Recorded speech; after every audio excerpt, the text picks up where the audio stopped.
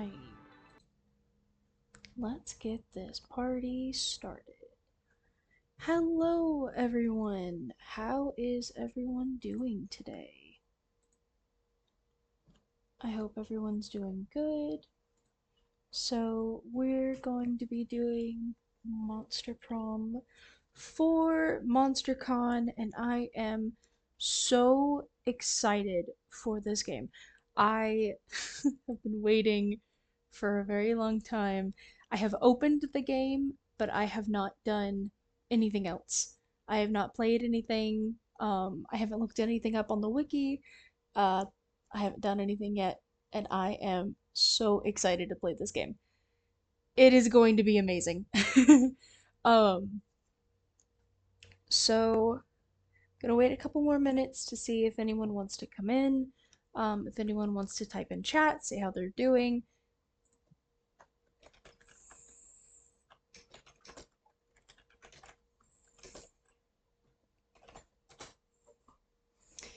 But how is everyone doing today? Is everyone doing good?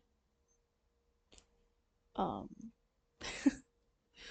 I'm so excited for Monster Prom. It's such a good game. I love the Monster Prom games, and I'm so excited to finally be able to play Monster Prom 4 because I really wanted to do it while I was streaming.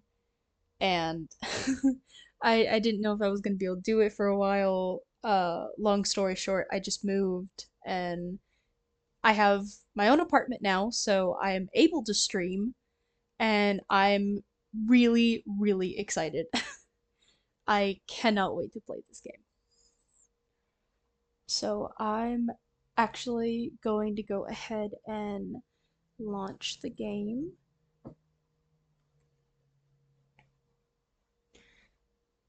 And hold on, Steam's taking a second to load. Oh, nope, I want mustard. Thank you. Sorry about that. I didn't mean to expose my. I love the opening. It's so good. Liam's back. I'm so excited. Liam's one of my favorites. I like Nico too. Doug is so cute. You can do.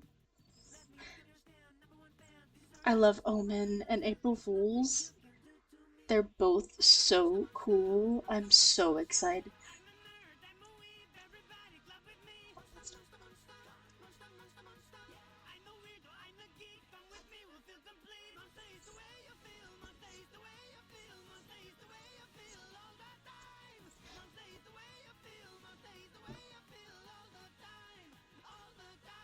Ah! I did not know I was going to do that. Sorry about that.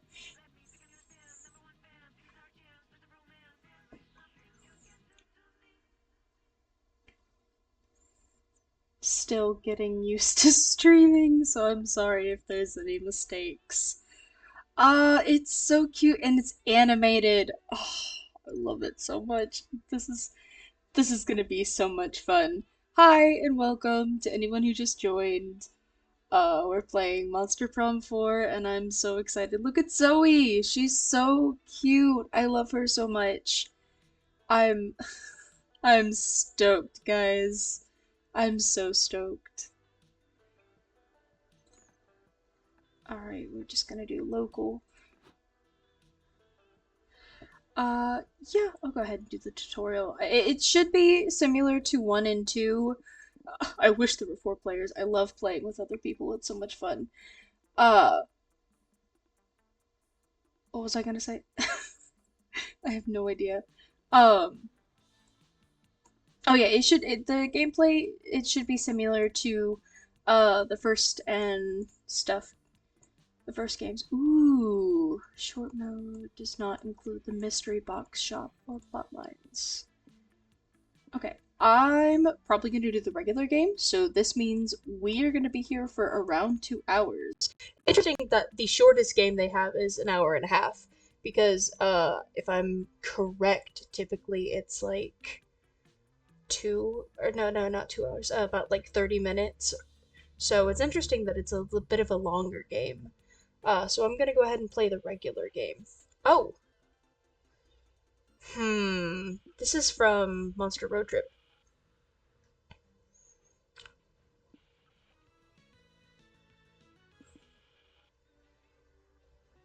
We're gonna do lo-fi. Ah, SpookyCon.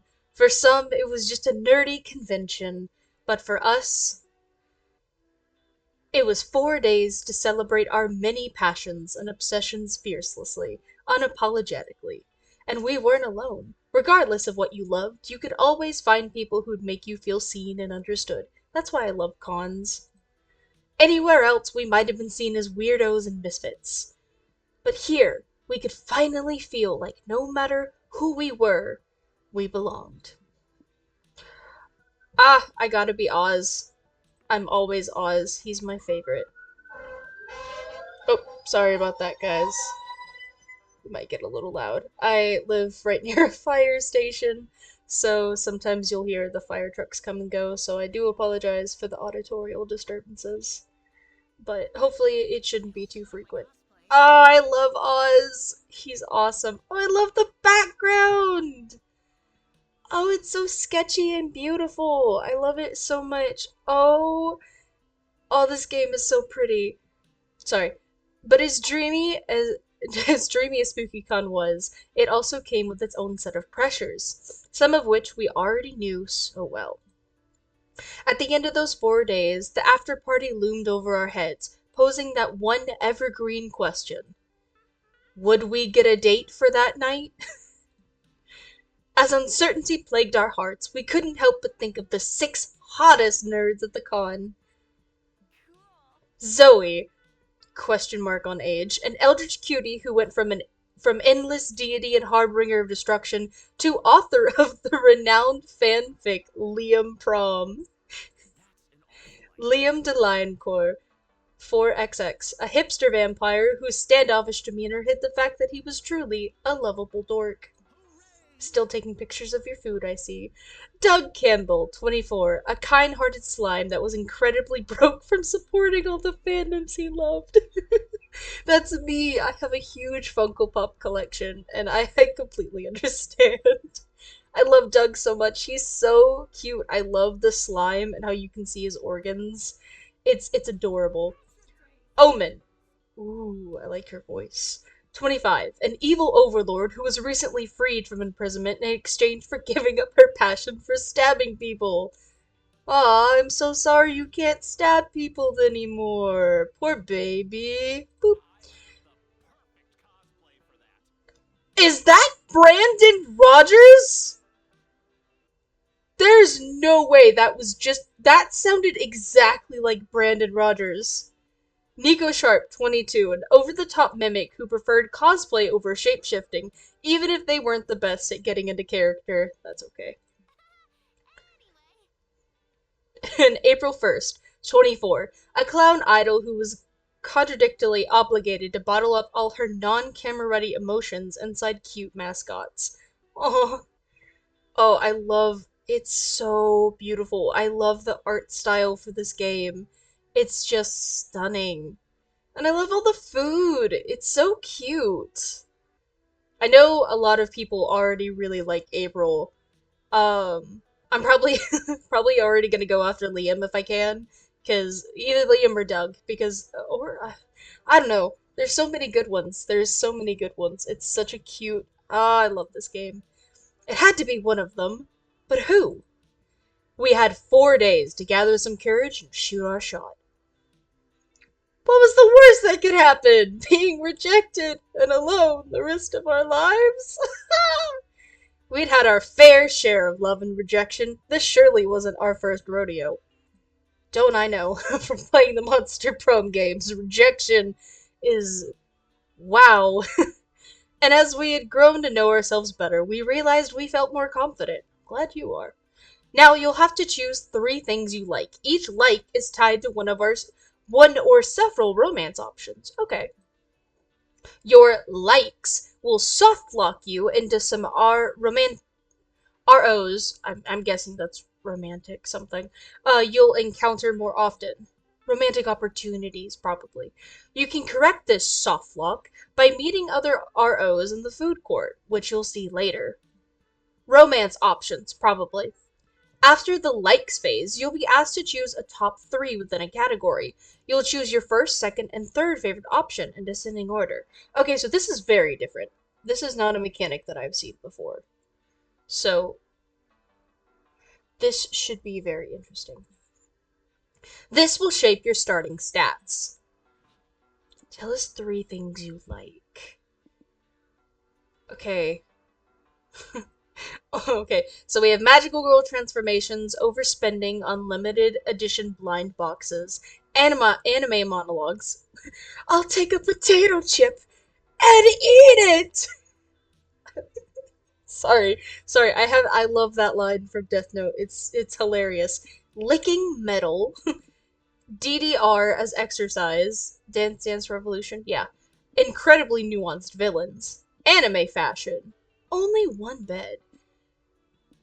Jackamoras against loneliness? Okay, I don't know what that one means. If anyone in chat can put what that means, I have no clue. Stupidly specific panels, well earned redemption arcs, and power scaling your friends. I love well earned redemption arcs. I love villains. And, trying to think. Probably anime monologues. Choose your top three favorite villain archetypes? Oh no. Oh no. Okay. So it looks like we have a like evil, not like a maniac, but like Gurgur growl stab slash guy. We have like a romantic villain. We have our CEO, kind of like Vox from Hazbin Hotel. We have our clown, and we have our like Phantom of the Opera esque. How am I supposed to choose between the oh, I can top three. Okay.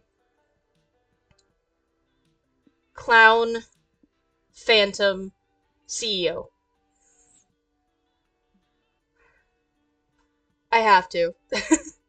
We weren't new to all this, so this time we challenged ourselves with a goal other than finding love. Okay. With the support of Zoe and Liam, we had decided to take on a project we had been putting off for too long. Making our own comic? We had so many ideas, and yet we always found excuses not to work on them. Procrastination is real. But the con was the perfect setting to find inspiration and go for it. Choose my genre. Action or romance, I'm guessing. We'll do romance. The fear of failure had stopped us for too long, not far too long. But then we reminded ourselves of the one thing that always kept us going. That we were young and unafraid, and we were ready to start.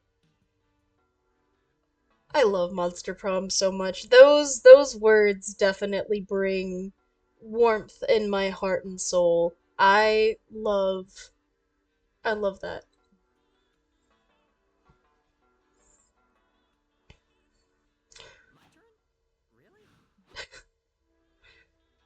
Wait a second, champ.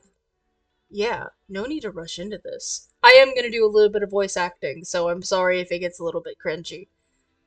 We're here to give you some tips on how to do cons the right way.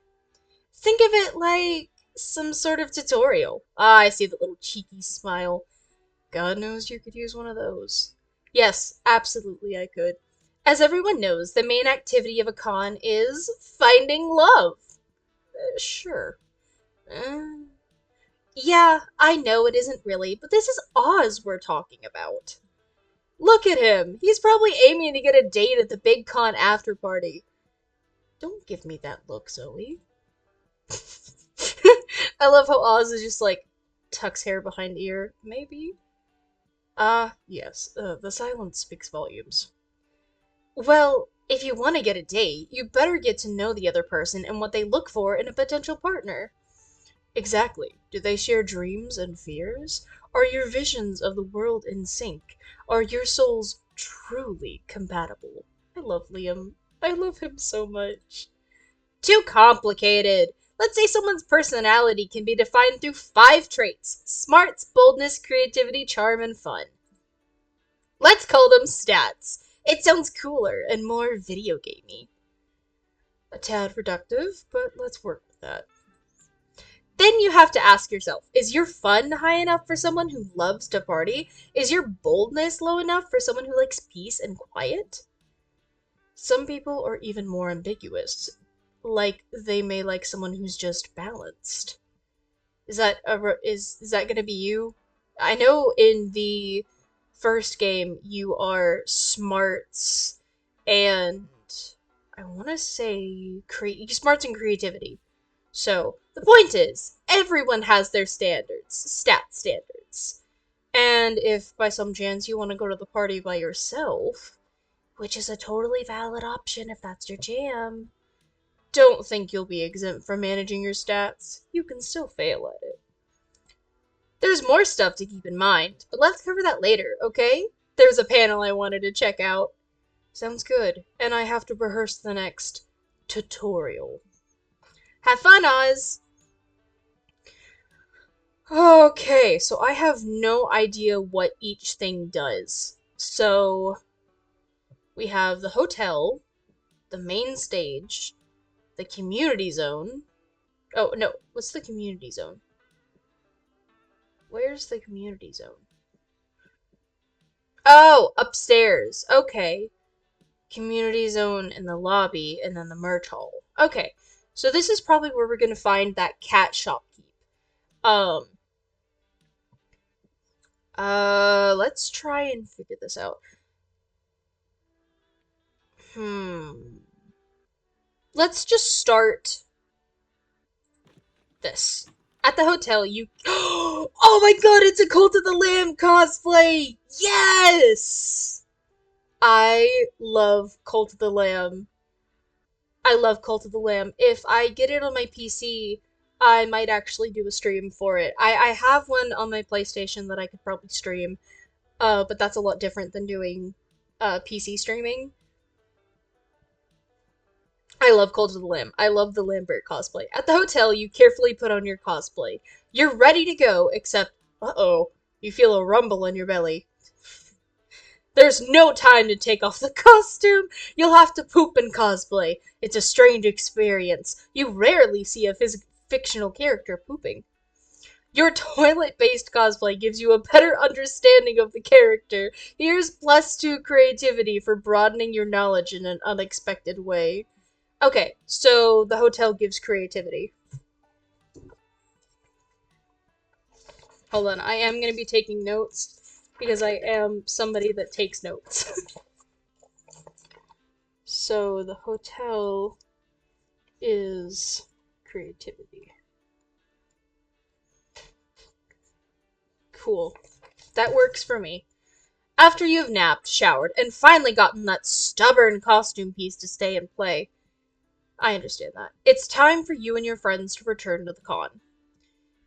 Shit, where did I leave the room key? Nico, have you seen it? Is that Brandon Rogers? Perhaps, but it's my wizardly duty to pose a challenge to thee. If you want the key, answer my riddles 3. What? No. If you know where the key is, just tell me. Here's your first riddle. Trust and I am no fooler. What is the difference between a jailer and a jeweler? I know. One is a jailer and one is a jeweler. You know, at times I am so intelligent, I astound even myself. I really don't have time for this. Just tell me where the key is so we can leave. They just said they cannot answer you. They cannot tell you the key's location until you answer their riddles. Are you obstinate on purpose, Liam, or just stupid? You forfeit riddle 1, but here's the second of the 3. What needle has an eye, but cannot see? Crap, I accidentally gave away the answer. That one doesn't count. Okay, Nico, I've got a riddle for you. How far did the mimic have to push the vampire until the mimic lost all their blood? Dang, that's a good one. Can I buy a vowel? As funny as it is to rile Liam up, you don't want him to add Nico to his liquid diet. You need to get Nico to tell him where the key is. Okay, challenge Nico to a riddle off. If they can't answer your riddles either, they have to relinquish the keys to the superior riddler. Call Nico's bluff. They have no idea what the answers to their own riddles are, so answer whatever. I'm gonna do the riddle off. Nico, you've challenged the rest, but can you prove to me that your riddles are best? A riddle off! That is Brandon Rogers. That has to be Brandon Rogers. I accept. Soon all will see it's you who's inept. Prove your worth and try not to come in last. What are two things you cannot eat for breakfast? Is it an egg? No wait, it's gotta be two things. Is it two eggs? Wrong!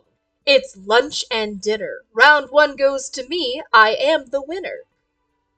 My turn, and I'll make you eat your words. Words. What number am I thinking of right now, and how? That's not even a riddle. You can't make any question a riddle by asking it in rhyme.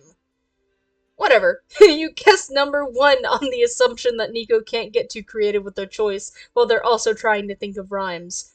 Correct! You wound me with your knowledge. Did you graduate from Riddle College?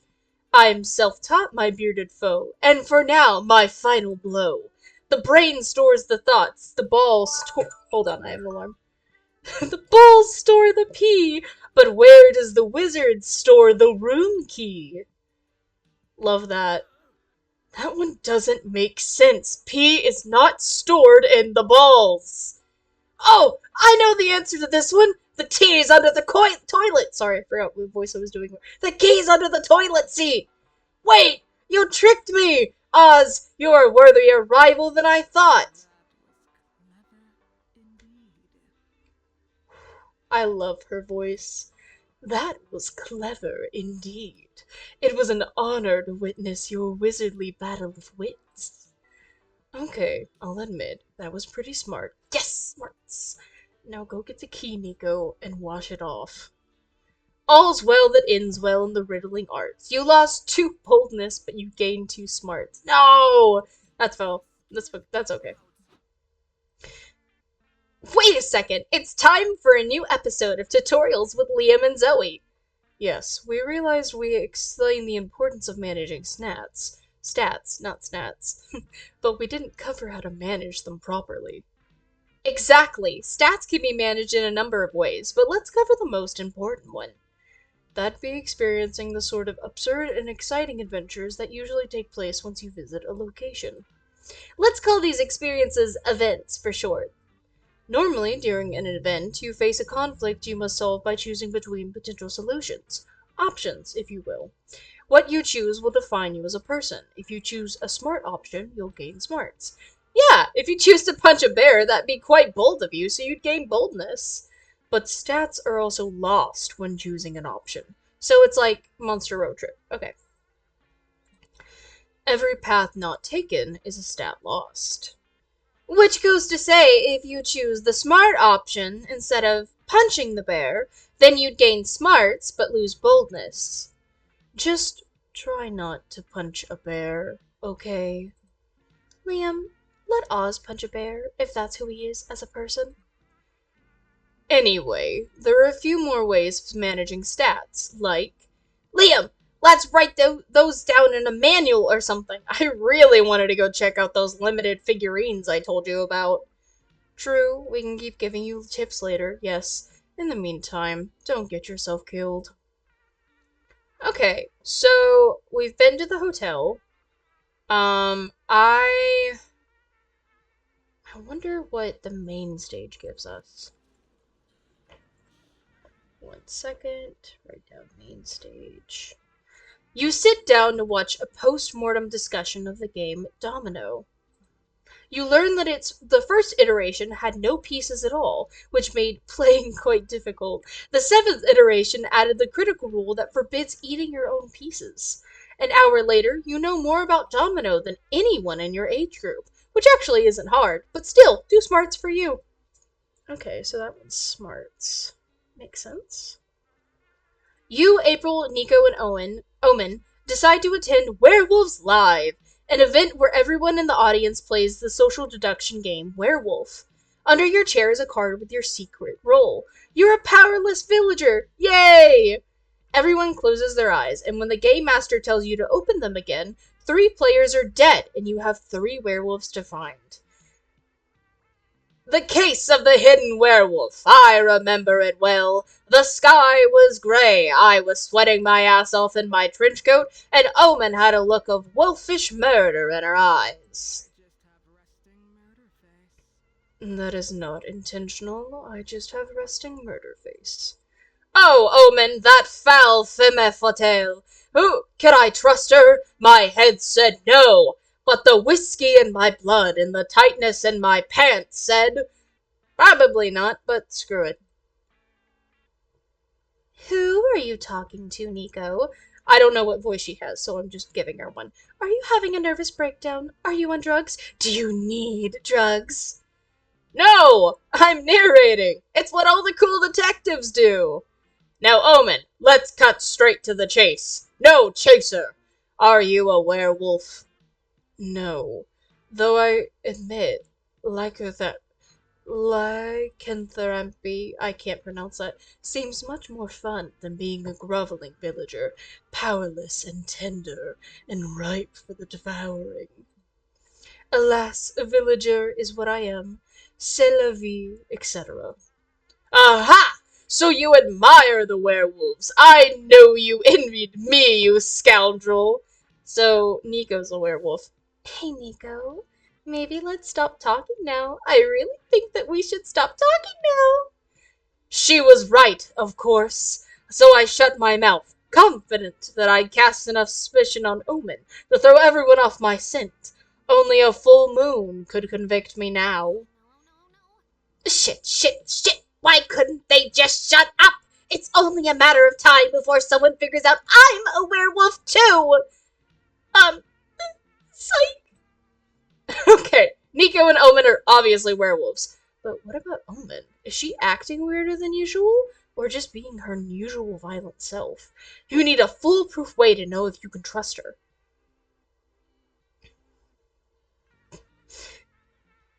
Um, Moon Omen. Wolves are known for having a strong connection to mooning, or the moon, or something. Build a house and see if Omen has a strong desire to blow it. Wolves love blowing. I'm gonna do the moon. For the 5 whole seconds you consider this, it seems like a great plan. You drop your underwear and expose your ass. That's not what I. Full moon! Ow! Oz, just. Yeah, she says it best. What do you think, Omen? Is my full moon giving you any wolfish urges? Why would. Oh, why would seeing your bare rump fill me with anything other than confusion and a hint of arousal? Is this sort of behavior not condemned in your society? Oz is mooning you, Omen. It's a gross prank people do to get a rise out of others in public. Some people do it just for the sexual thrill. Not me, though. Other people. People who are not me. Well, whatever this imbecilic custom is called, I fail to see why it would entice anyone to. Ow! Do that. Ow! What the? Yeah! Girl pal! Join me, brother! Ow! Your full moon may not have gotten Omen, but it got the actual werewolf. The mummy in the corner is howling along with Nico at your ass. He just cost the wolves a game. Why? He had no reason to howl at Oz's butt. Because he's a committed werewolf, and Oz's butt plays one hell of a full moon. It's called theater, April. I remain unclear on why Oz's nudity secured us the win, but I cannot argue with the result. Good work, or as the wolves say, awoo. Awoo indeed. You gain 2 fun and lose 2 creativity. Alright, let's go to the community zone. You decide, yes, to attend a round table on round tables. What a fascinating subject. You discuss the various circumferences of tables, rank building materials, and talk about famous knights that have sat around tables of old. You also talk plenty of shit about square and rectangular tangles. Fuck right angles! You gain +2 fun, because circles are the most hilarious shape, am I right? Later, you sit down to play Wizards and Wyverns with Liam, Omen, April, and Nico. Good, everyone's here. Thank you all for agreeing to be part of my campaign. Prepare to enter my fantasy realm of Lestrada, which could be the setting of my future novel if this all goes well, but no pressure. I'll set the scene. You're in a tavern, looking for information on a warlock that you've heard is trying to cast a curse on this realm. What do you do? I think my cunning wizard, Wizard Cunningham, would cunningly scan the tavern for any shady characters. I rolled a 15 on my perception check. Wizzo spots some shady hooded figures playing dominoes in the corner of the room. Ah, you were also at the domino seminar, I see. They look suspicious, almost as though they know something about. Oh! Wizzo loves dominoes! And so do I! I joined their game! Okay, are you going to talk to them too? As I was saying. Did you say dominoes? Sorry, I had to check my phone and wasn't paying attention, but I love dominoes. As do I! I will destroy you all at this game within a game! Within a game. Liam, what number must my math rock roll so that it may lay the most intimidating domino? I was trying to say lay waste, but it didn't. Hell if I know. W&W doesn't have any rules on how to play dominoes in a campaign. Which means we can homebrew it ourselves. This is why I love tabletop role-playing games. The only limit is your imagination. Your friends spend the next hour playing dominoes in a W&W campaign. Liam's allowing it, but you can tell he's about to tear his man butt out. That's very stereotypical on how railing a campaign goes. Poor guy. Maybe you should do something to get everyone refocused on his campaign. Roll sleight of hand to start eating the dominoes without your friends noticing. Or accept that you can't unhook these idiots. Let Liam redesign his old campaign to be experienced through high stakes domino matches. It's a win-win. This one. You are pure dexterity, pure stealth, piece by piece. The entire domino set goes down your throat. Your friends are too engrossed in their match to notice until. Well, friends, I think the match is over. I play my double six domino. You don't have it. In fact, you suddenly notice that you're missing almost all of your dominoes. What? Where'd they go? I was about to win! Don't fuck with me, Liam, or I'll be playing dominoes with your teeth next! I mean, gee, I wonder where the dominoes are. This smells sketchy. Liam, do I detect any domino stealing magic in our midst? No. But with an arcana roll of literally anything, you can sense evil magic rolling off these hooded figures you've been sitting with. Wait! Evil magic, you say? Now I recall Liam saying something about an evil warlock. He must be the domino thief. Then we shall vanquish the bastard and reclaim what is rightfully ours. And we'll save the realm. Sure, if there's time. Your friends finally focus up and complete Liam's quest, eventually defeating the warlock. What an adventure. That was fun, especially the adventuring part. Next time, Liam, you should consider skipping the dominoes and getting straight to the adventure. It's always the DM's fault. It's always the DM's fault for the players unrailing the campaign. I can't remember how it. Yeah. Noted. You saved Liam's campaign, and all it took were some high stealth rolls and imaginary heartburn. You gain +2 fun, though you lose 2 creativity. Yes, really. Alright, I don't know if we're gonna get through all 5 locations in this day, but we're gonna see. I'm not sure exactly how the gameplay works. So let's go to the lobby. Oh, that's so cool! I love that! Oh, that's such a cool reference. I love Cult of the Lamb. You're strutting down the lobby, proud of your amazing cosplay. A kid approaches you. Could I have a photograph, please? Aw, you have a little fan. You hand him an autograph. The kid yells, Who's Oz? He leaves crying as he realizes his favorite character is not real. Oh no! Oops, forgot to stay in character. You gain 2 boldness for being a ruthless person who just shattered someone's dream. No, that's so sad.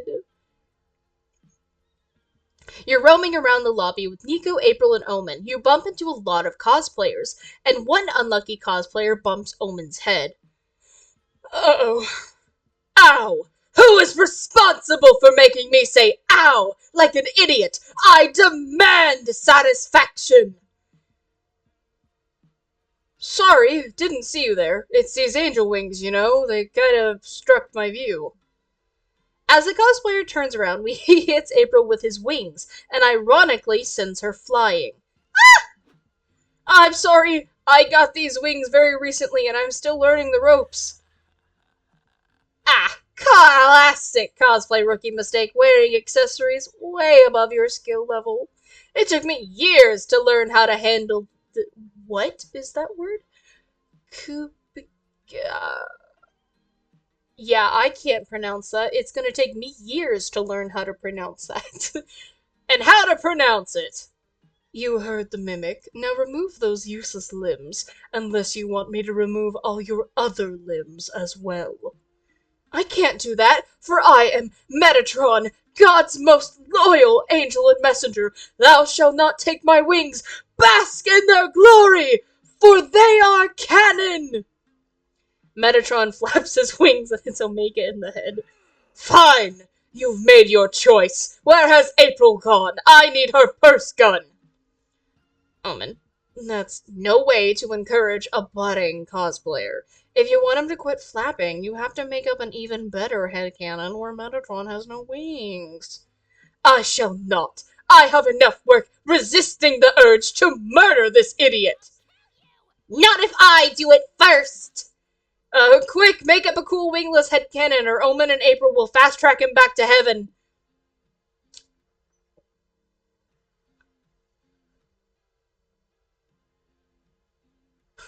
Speedwriter fanfic in which the characters becomes a commercial flight pilot, so they tear their wings apart because they become sort of redundant.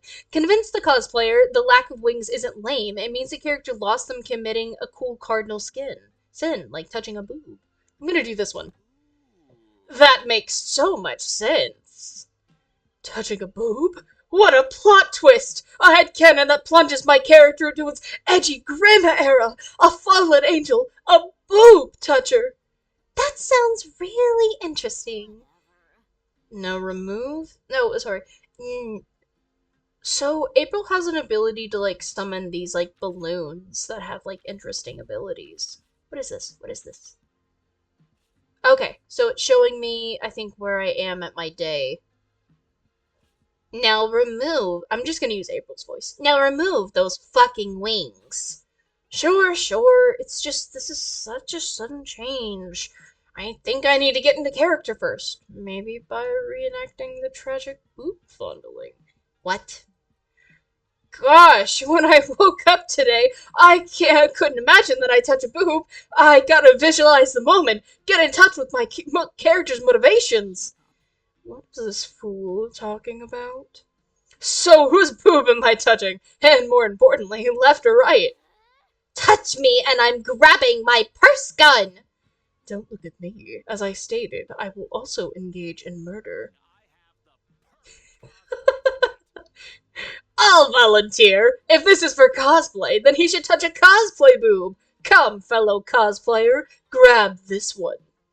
Fine by me. Let me caress you, sweet orb of sin. The cosplayer touches Nico's fake boob. He immediately takes off his wings and falls to his knees. Ugh! My purity! My wings! I have chosen the path of evil! He runs away, excited. Well, at least he won't bother anybody now. Unless his chosen path of evil consists in constantly requesting to touch everyone's breasts. Yay? You gain 2 charm for convincing that angel to sin, but you lose 2 creativity. Dang, I gotta get my creativity up. I think. I don't know who I'm going after. I don't know how this game works. Oh, here we go. Here's the picnic area. Welcome to the food court. You'll be visiting this place twice per run. Ah, yes, the tutorial will be delivered by me, the narrator. Tutorials explained by characters are fun and immersive, but I, as the narrator, have the power to go straight to the point. For example, I can tell you by just pressing tab, you can access useful info. Or that you can consult the dialogue history by either pressing H or mouse wheel up. Oh, okay. Cool, huh? Anyhow, back to the food court. Food court turns about getting to know the one person that you want to take to the con after party, even if that means getting to know yourself. There are 5 tables you can choose from. 3 of the tables are populated by the 6 romance options in pairs. One of the tables lets you call several guests, who are essentially alternate date options. Finally, there's a table for you to sit alone. Those tables are tied to their own mechanics. As usual, our jam is obscuring said mechanics a bit, so you can focus on the narrative side of this experience.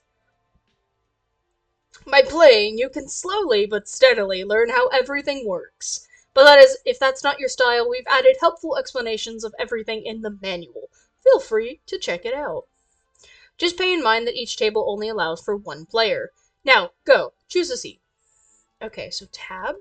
So what is this important?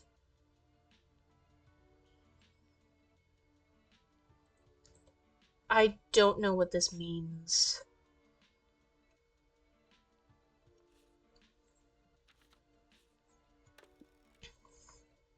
So, I'm gonna try to go after Liam because I think I know him best. I'm gonna sit with Liam. So you want to go on a date, huh? As we've said, these mechanics are covered in the manual. How do I get to the manual?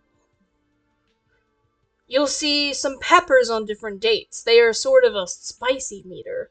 This is like declaring your preference of spiciness when pursuing a date. It doesn't affect the date, but the ending you'll get if you succeed. Okay? The art might be the same, but the narrative won't. 0 peppers will make the ending more platonic. 1 and 2 peppers will make the ending somewhere between romantic and suggestive. 3 peppers will make the ending definitely naughty. Just keep in mind that choosing a low amount of peppers won't affect the content of secret endings, which might be naughty. Okay, now you're truly prepared to go on your first date. Okay, so what do you want to... Okay, so in Monster Prom 1, you got like this quiz and it affected who you were going after, so I guess you get to choose during the lunch? But I'm actually not sure. We'll just see. We'll just see. Let's visit a museum. You and Liam decide to visit a contemporary art museum, of course. Obviously, Liam is in his element. He has copious amounts of information on every little weird sculpture or lump or abstract block you see. Suddenly, he stops in front of a huge abstract painting and doesn't say anything. You're not sure if he's moved beyond words or, for once, he has no clue what it means. But he looks super cute, and you stand next to him in silence for a while, looking at the art. It feels nice and intimate. That's cute. Day 2. Okay, so this is just how many days has gone by. It's time to work on the comic. As your creative mentors, we've prepared very original questions that will spur extraordinary ideas. We've written 2 per day. You're welcome. Once the exercise is done, you might see no comic. Just yet. But you have to trust the process, Oz. Your efforts will come to fruition by the end of con. Totally. How you choose to answer the exercises will impact the script of the resulting comic. Oh. I recommend that you remember, or even take note of, every option you choose during this exercise to better savor its impact when we get to see the resulting comic. And there's more to these exercises. All these choices will shape you as a person. Which is to say they will affect your stats. You'll feel these changes every time you solve one of the exercises. And there's one last thing I love about creative work. When several people collaborate, it changes them all as a group. That's right, my personal advice is that even if one person is answering an exercise, the whole group should discuss it. To be clear, you'll gain a lot of the stat tied to the chosen option, but you'll lose the stats tied to the options not chosen. And these stats will equally affect all players. Trust that voice, it's breaking the immersion. Ugh. Anyway, enough procrastinating. Zoe is right. It's time to work on your craft. Hold this pencil and let the mind wander. The con is a whirlwind of activity and overstimulation, but somehow you find time to work on your comic. Time to brainstorm. Okay, so it said I should take notes, so I'm probably gonna do that. So if I pause in between, I'm probably just writing down something. What trend from the early 2000s should come back already? Only needing to learn like 3 memes and four slang words to sound cool. People actually seeking revenge. Delicious tobacco. Why did this trend die out? And wearing pants. Probably people seeking revenge. I would say the clothes. I love early 2000 styles.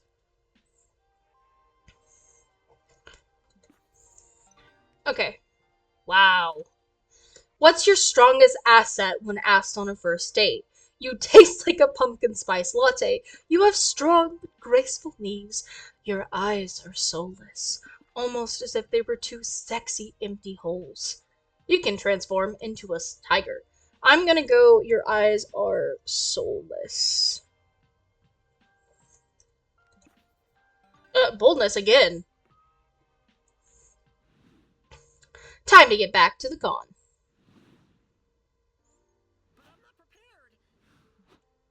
Stop right there! This is the stat police! We're here to test you on your stat knowledge. Uh-oh. Just kidding. It's us, Zoe and Liam, renowned creators, verified hot people, and knowledgeable tutorial dispensers.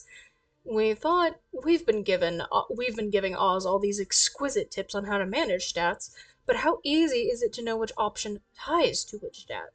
Yeah, some options will be easy to interpret, like how punching a bear feels like a very bold thing to do, but some will be quite more nuanced, and it might be harder to tie them to a stat. Which is why we've written all the specifics to every stat in a manual for you to check, which will be available within the Customize menu. So even if an option might not feel tied to a specific stat, or even more than one, you just gotta take your time. Try to analyze what's the biggest clue within the option, and which stat relates to that specific clue.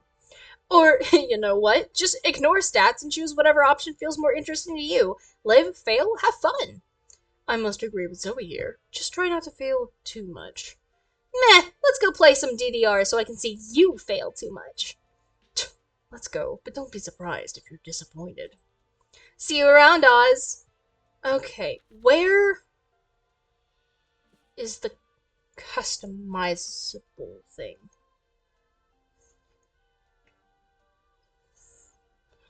I have no clue. so, so the hotel is creativity. The main stage is smarts. The community zone is fun, and the lobby is boldness. So the merch hall must be charm.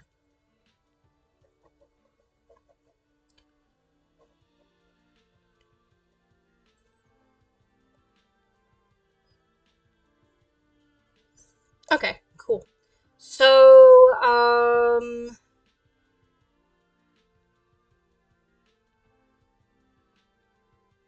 my smarts and my creativity are really low.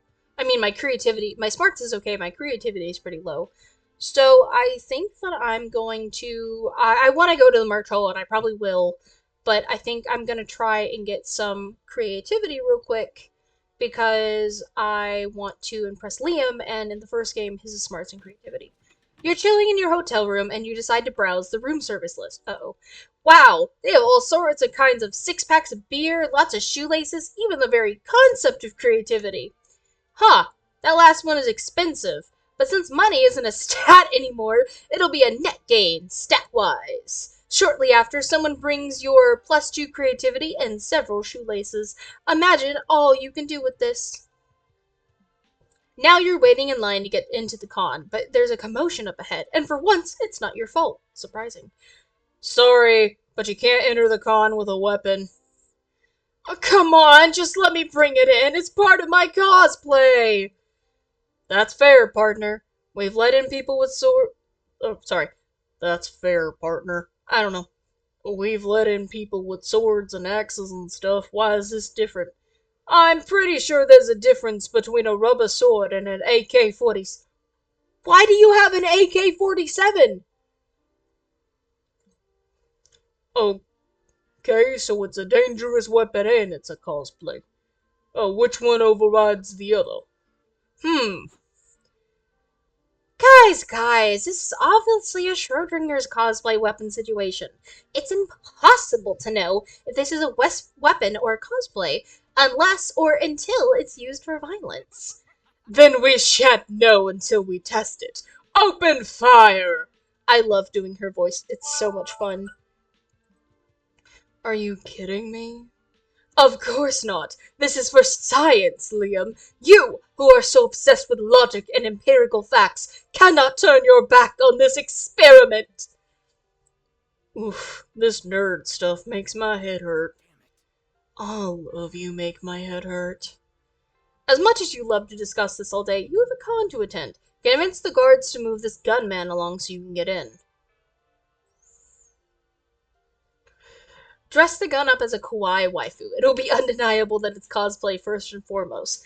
They say no risk, no reward. So is it really bad to allow a gun into the car just because it sounds incredibly risky?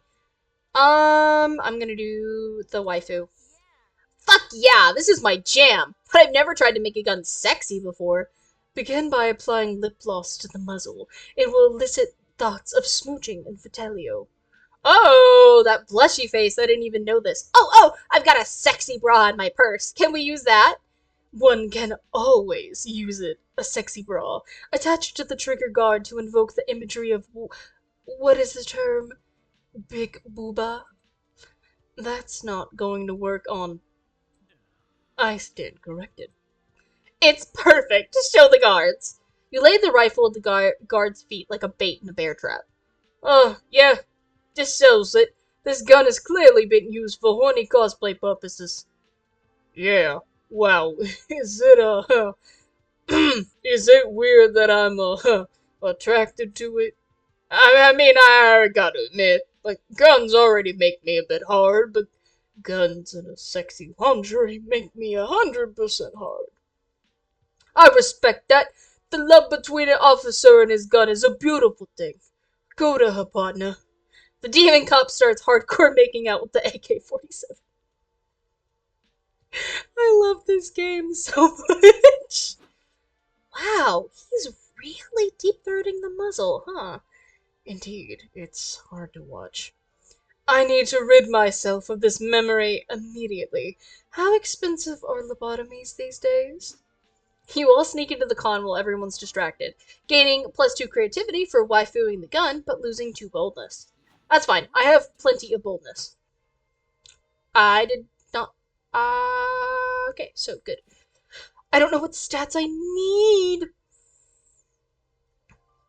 Uh, okay. So, I'm gonna go ahead and go to the merch hole. You check out the stands and buy a few comic books. They give you a free tote bag. After that, you buy. Oh my god, it's Dragon Heat from the first game. After that, you buy a couple prints from an artist. You get another tote bag. Then you buy a cool tote bag, and they give it to you inside a free tote bag. You gain 2 charm from all these fashionable and free tote bags you now have. If only you had something to carry them all. You're checking out the stands in the merch hall when Liam and Doug start fawning over the gachapon vending machines. Liam, check out this one. This gachapon is filled with ID photos of random people. What a brilliant concept. It forces us to look at strangers with fresh eyes, to truly notice them. Who are these people? Are they targets assigned to the buyer to find and murder them? Uh, no, you just collect the pictures. Oh, I understand. Wait, no, I don't. Okay, these specific gotchas may not be your thing, but look at these buff birds. They're birds, but they're very muscular. I love Doug. He is so cute. His design is amazing. It's so cute. I love that he's plus sized. That makes me so very happy. I love the different body type representation. I admire a plastic bird's physique as much as I respect a tree's existence.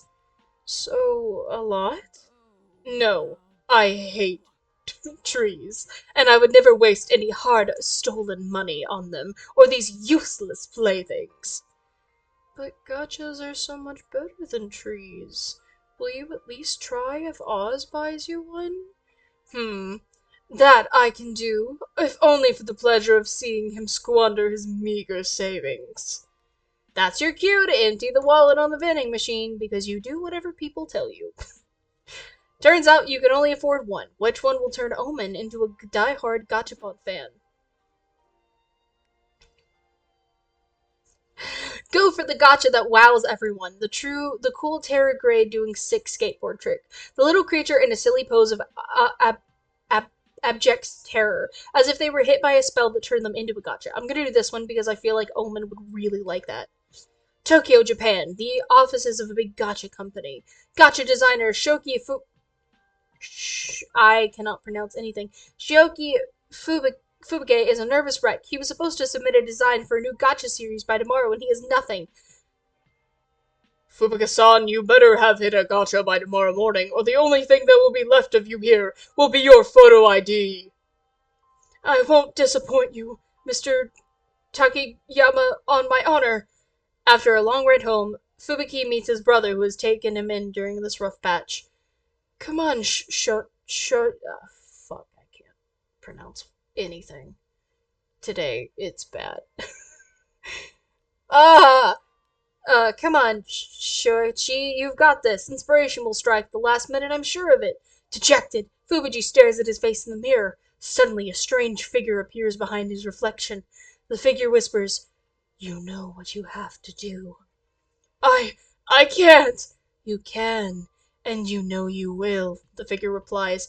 It's almost midnight, and time is running out. Fubuki visits his brother. No! Shoichi, what's wrong? Can I help you? Yes, yes you can. His voice trembles. He starts doing strange hand gestures, as if performing a spell. Shoji, what are you doing? Forgive me, brother. An explosion of color and light swallows Fubuki's brother, frozen in his place as he realizes his terrible fate. Anyway, back to the con. Whoa. Look at that expression of pure dread and horror. It's sublimely realistic. But they're just silly little toys. You can put them on your desk and look at them while you're working. Yes, Omen, that's the magic of gotchas. You have a point. This horrified visage will make me laugh and keep me motivated to inflict pain and suffering wherever I go. That sounds like a win in your book. You gain +2 smarts for knowing what tickles Omen's fancy. And yet you can't avoid taking another quick look at the gotcha. Yeah, you lose 2 fun. I would really like to go after Omen one of these times, because that sounds like a really fun time. Okay, so I have 2 more locations today. What is this? I haven't got this one yet, because this is talking, this is an event. This is the lunch, I'm pretty sure. This is talking, this is an event.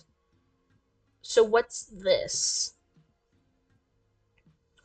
Um, or could it just be a different symbol? I don't know. I don't know. Blah, blah, blah. Let's go. You can never have too many smarts. You're sitting at the main stage for a panel titled "Our Dating Sims Back." God, I hope so. I would love to do more dating sims on this channel. I have a lot that I want to do. The stage is empty. After a few minutes, a shy looking guy approaches the mic and says, "They're not, because they never left to begin with." Yay! The audience goes crazy. Crazy for dating sims! You gain 2 smarts for learning dating sims will never stop being cool. Then you, April, and Omen meet with Liam to watch a panel he wants to see. Have you CC'd Richards how email chains can boost performance while working with teams in the video game industry? Get hype. Hey Liam, do you know what would be better than watching this? Ripping my other arm off. Oh yeah, I forgot! One of her arms is missing! Oh. Ah, I love the body differences in this one. That's such a cool character design. I love Omen. Like, she's fucking gorgeous. Absolutely stunning. I love the chains and the long cape, and she's just so cool looking. It makes me really excited and happy. Thank you for your input.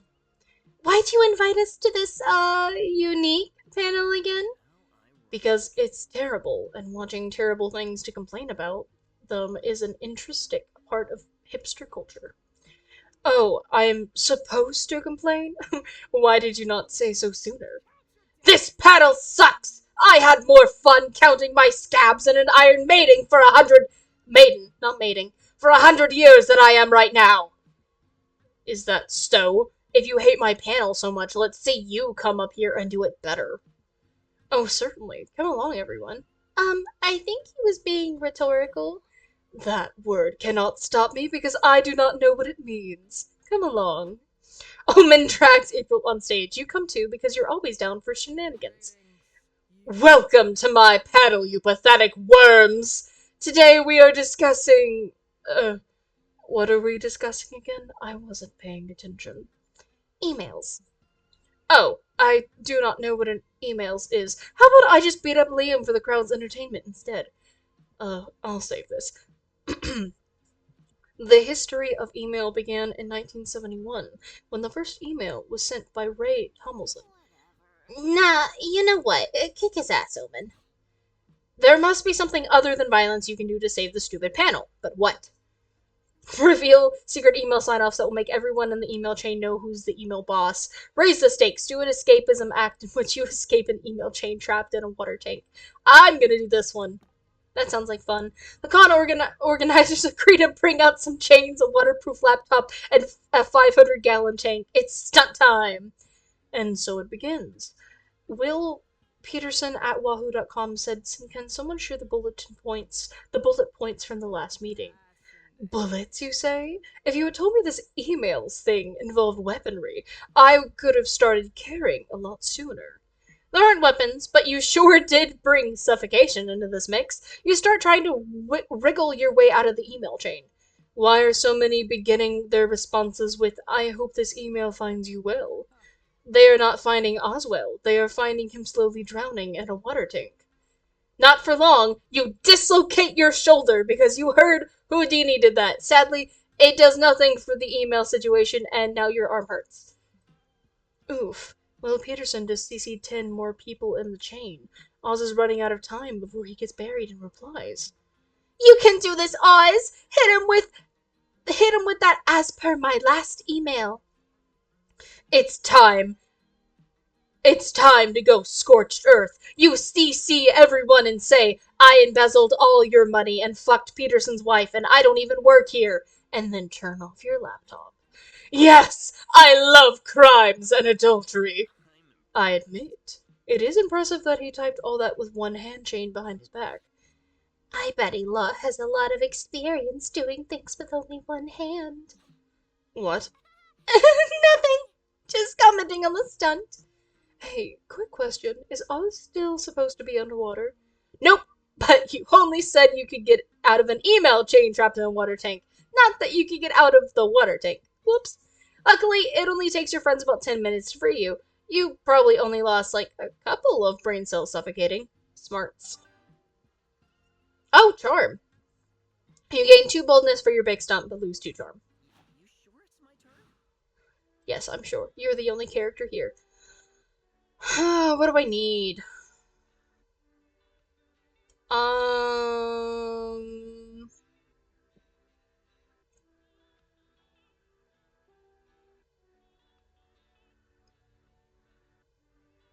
I really need more creativity, but we'll go with this. You attend an indie tabletop game showcase and get pulled into a Euro game based around the classic party game Never Have I Ever. It's like the original game, but there are different point values associated with the severity of your admissions. I like that. And there are also sudden death rules, a phone a friend mechanic, and a robber somehow. 2 hours later, you've decided that never will you ever play this game again. At least you learned too fun hearing the other embarrassing things the other players admitted. You then look over and see Liam, Omen, Doug, and Nico chatting in front of a scoreboard. Sports? In your con? You better check this anomaly out. Hey Oz, do you want to play Imaginary Ball with us? You basically sit together and imagine you're playing a ball game. It's fun, probably. Why did I make him... them? I think it's them. Why did I make them do that? Ready to play? Let's have me against all of you. Ha! You've made a critical strategic error, vampire. 1 versus 4 is a completely unfair distribution. You're right. It is completely unfair. For you 4. It is odd. You and your friends sit down, close your eyes, and start imagining as hard as you can. You imagine yourself on the bench. You don't want to be left out, but you don't want to play sports either, even if they are imaginary. Any of you see the ball? No, just the insides of my eye sockets. Are we winning? Ha! I've just scored a point. What? How? Forfeit your point to me or forfeit your life! Yes, I score again. You think maybe Liam's full of it, but then a referee shows up and awards Liam 2 imaginary points. Wow, nice. I wish I were half the athlete you are, Liam. Liam somehow stomps everyone's ass at Imaginary Ball. A crowd has formed to cheer him on. He's 20-0, which is to say he keeps repeating, "Ha! I score again," with his eyes closed. Ow! Sorry, King. Gotta hit the bench. I just twisted my imaginary ankle. Fine, be gone from me! Oz, get in there and win me some points, or I will twist both of your imaginary ankles. Shit, you don't have imaginary medical insurance. You better beat Liam at this game. How? Anime Mastermind plot twist. Reveal that you imagined that 1 week before, your team paid millions of imaginary dollars to hide Liam, so all his points have been for your team. Throw Liam off by asking why he isn't wearing imaginary pants in the imaginary match. I'm gonna do the anime plot twist. Liam's been on our team all along? What a twist! No, that's not true. I've never been on your team. But Oz imagined that you were, so per the rules of Imaginary Ball, it is true! You're right. The clues were staring us in the face all along. Liam's even wearing our team uniform. No, I'm not. Guys, that isn't how you play the game! And look, he's been carrying an imaginary briefcase full of the imaginary money Oz hired him with. How could I miss that? Liam, you sly dog. I'm almost impressed. You really thought that you could deceive me, but I'm far too intelligent to be fooled by your double cross. I'm not crossing you. You're just making stuff up. Which is probably the point of Imaginary Ball, but what I know. Why would I lie about that? I could obviously never fool a smart guy like Liam. He's clearly been in the strategy with me the whole time. What? No, Of course I knew about Oz's plan all along. It's just that we thought if you told you before the match, it would be too confusing of a strategy for you. That's true. It's very confusing for me. Did we win? We did. 3 cheers for Liam. Hip hip hooray. You all hoist Liam in the air and cheer for him like the star athlete he is. Well, not literally. You sit in a circle and imagine that you're doing it. It's still epic. You gain +2 smarts for your quick thinking, but lose 2 fun. It's shopping time! Whoa! You look awesome! Who are you? I wish I had the names. Here you can buy beautiful figurines with amazing properties. They all have all sorts of effects will you discover as you unbox them. There are different mystery box categories, each own tied to a different type of effect.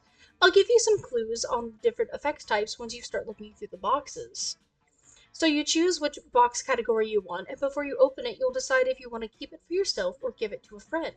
A balance between order and chaos, so you control which type of effect you want, but you won't know exactly which figurine of that category you get. And don't fret, if you aren't a fan of surprises at all, there's a category that guarantees no effect at all. So ready for the unboxing? Hey there, fancy a mystery box? Nobody knows what's in them, so pick one and we'll both find out. Wow, okay. Ah, yes, dull Daniel does nothing. I love is it a kitsune? I think is how you pronounce it. I have no clue. I don't know how to pronounce anything. Ah, yes, dull Daniel does nothing. These figurines do literally nothing. The choice for those that don't want the unexpected to hit them in the head, a classic. Stats, but now they're people, is based on the stat icons from the popular video game Human Prom. They are said to have slight effects on people's stats. Zodiac Thirst, Cosmic Office, includes the first selection of the 6 out of the 12 star signs you can date on the acclaimed dating sim. Is that real, or is that something that has been made up by the game? Because if that's real, I might want to play it. Are said to have a non-slight effect on people's stats. Want to test your fortune? Oh, so you like buff bugs? It immortalizes some of the most legendary wrestlers of an underground insect league that was popular years ago. But beware, these big muscles come packing big effects on stats. He reminds me of the color scheme reminds me of Lucifer from Hazbin Hotel. Sorry. Landmarks in Love is a series of handsome figurines that are said to take place on specific places for those who want locations to get spicier. My weird little village brings to figurine form some of the most popular neighbors of this cozy yet creepy game. They are said to be cursed. They may profoundly impact yourself or the ones you're trying to romance. You're eyeing Major Arcana No Mercy. It has some of the best characters from the hit anime of the same name. These figurines are all about sound and video for some reason. Okay. Um, I think I'm gonna go stats, but now they're people. I don't know. I like my little weird village. Stats people. What did I get? No, Smart Smith. No, no. Thanks for stopping by. Are you kidding me? No, that sucks.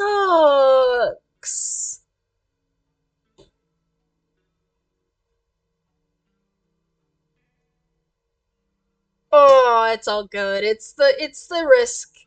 It's the gamble. Boop. Time to brainstorm. What's a red flag you can't let slide on a first date? They lack street smarts. They don't own even a single cow, reducing the chances of having tasty chalky milk whenever you want. Their appealing cooking skills are a lie, as they're being controlled by a rat under their hat. They happen to live in the sewers, which probably affects their personal hygiene. Probably the sewers. Why haven't you finished that one big project that you told everyone about? You want to fuck a lot of people first. An ancient curse. A creature living under your bed told you that you should wait. You don't want to be rude to the bed creature. Big Oil is pressuring you not to. They probably feel threatened by you, as they should. Uh, probably. Oh no, I dropped my pen. Sorry, hold on 1 second.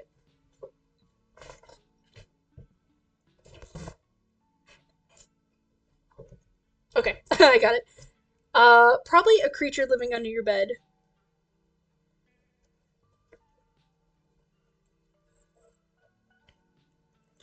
writing it down because the game told me to.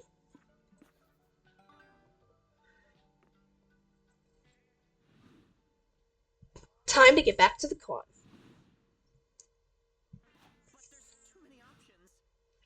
There are a lot of options. Immediately gonna go to the hotel for some creativity because I am low. You decide to hit the hotel bar for a cocktail because you're classy like that. It's a pity you don't know shit about cocktails. When the waiter comes, you panic and order about made up cocktails like a twisted torso, a hug on the hill, and a vacuum cleaner. What do you know? They do have those cocktails. You proved your credentials as a cocktail connoisseur, and you get totally shit faced thanks to your creativity for coming up with drink names. You're wondering which of your friends you'll coincidentally run into next when you see Liam and Owen arguing nearby. I think I got stats for Liam and Omen because I get both of them together this entire playthrough. Look, as your sponsor, I'm just saying I don't think you've been bringing the right attitude to meetings lately. And and I am saying that the Redemption Arc program is stupid, pointless bullshit, and I want out. You know you'll have to go back to prison if you quit, right? I know, but can I not do what the youths are doing to their jobs these days? I believe it is called quiet quitting. No, Omen, you can't quiet quit rehab. Fuck! I hate this! What is the point of being good anyway? It's just something you have to do. I do not have to do anything. That is just what being good wants you to think. Goodness is a requirement to live in a civilized society. You have to make positive choices and care about other people. Objection. I can be evil and care about some other people. I care very much for Doug and April and Oz. What about me? Oh, he's blushing. Uh, as I was saying, I can care for others and still subjugate the universe to my ruthless, tolerant, totalitarian rule. These are not conflicting ideals. That's not. Ugh, fuck it, I give up.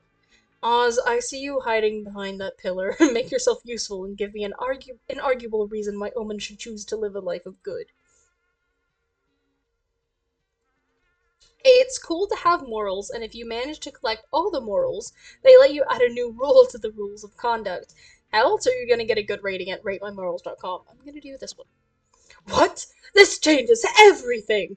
Omen grabs you, you grab Liam, and you all run to the county clerk's office.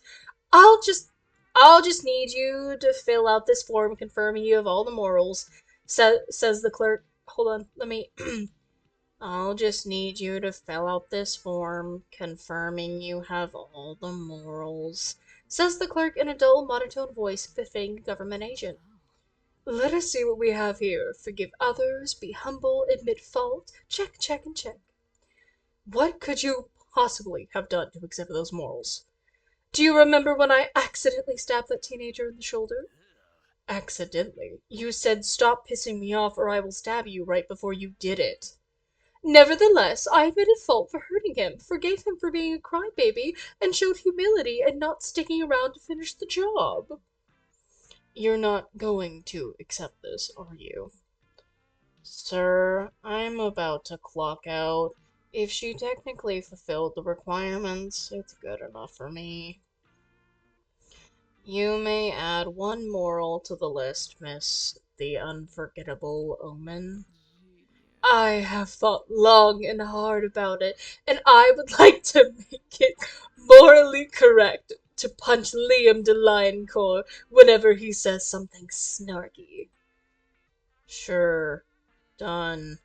Have a good night. Okay, that's not as bad as I was expecting, but it's also the stupidest thing I've ever. Ow! God damn it, Omen, that hurt!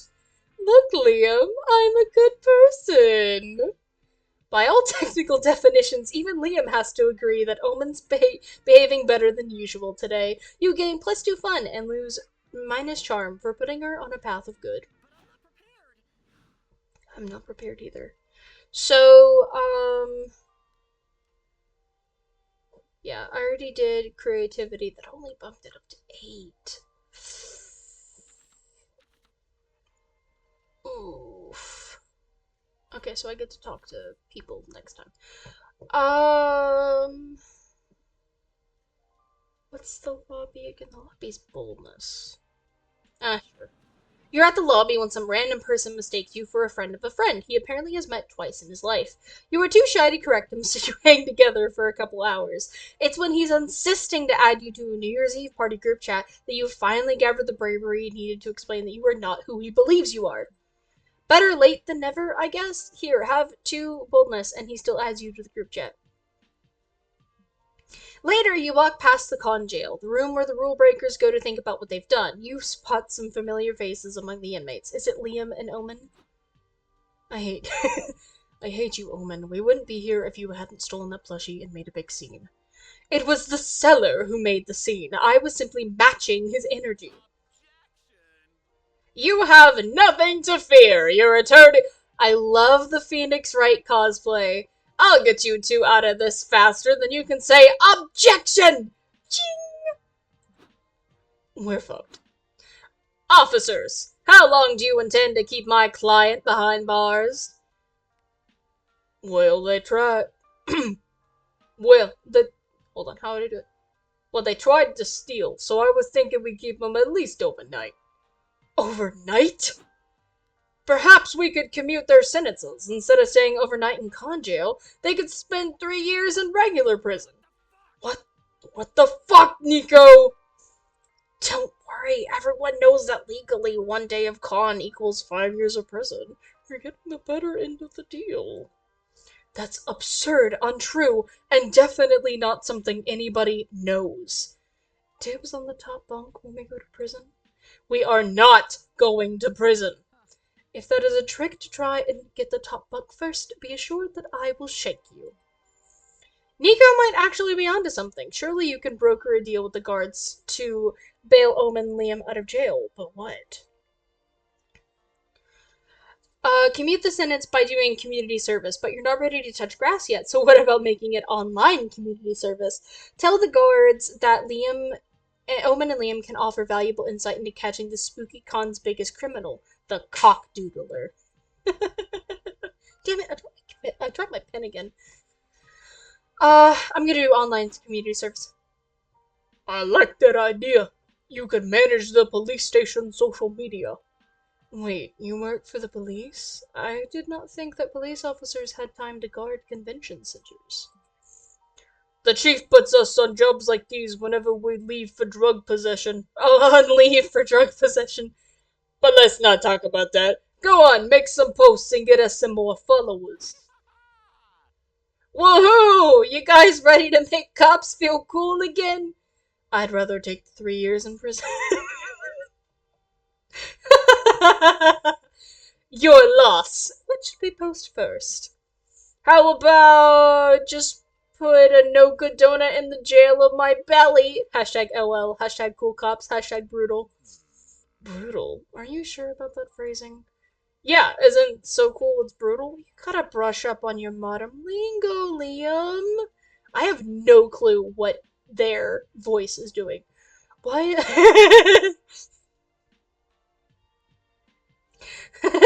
Why is everyone commenting on our post, Nico? It means awesome content, absolute brutal. My turn to post. Is attention citizens. Oh no. Oh no. Attention citizens, do not shoot each other, or I will have to shoot you, and I promise that I am the better shot. Well, at least those two seem to be doing more harm than good to the police's reputation. Cool. Let's just pretend that was your plan all along. The security guards let Omen and Liam out once you showed them your hard work. You can only assume they don't know what that means either. You gain 2 charm and lose 2 smarts. No, not my smarts! I'm never gonna get with Liam. He's gonna reject me so hard. He's gonna be like, ew. I need more creativity. Please let me in. Let me in. I'm pawing at the door. So, hold on.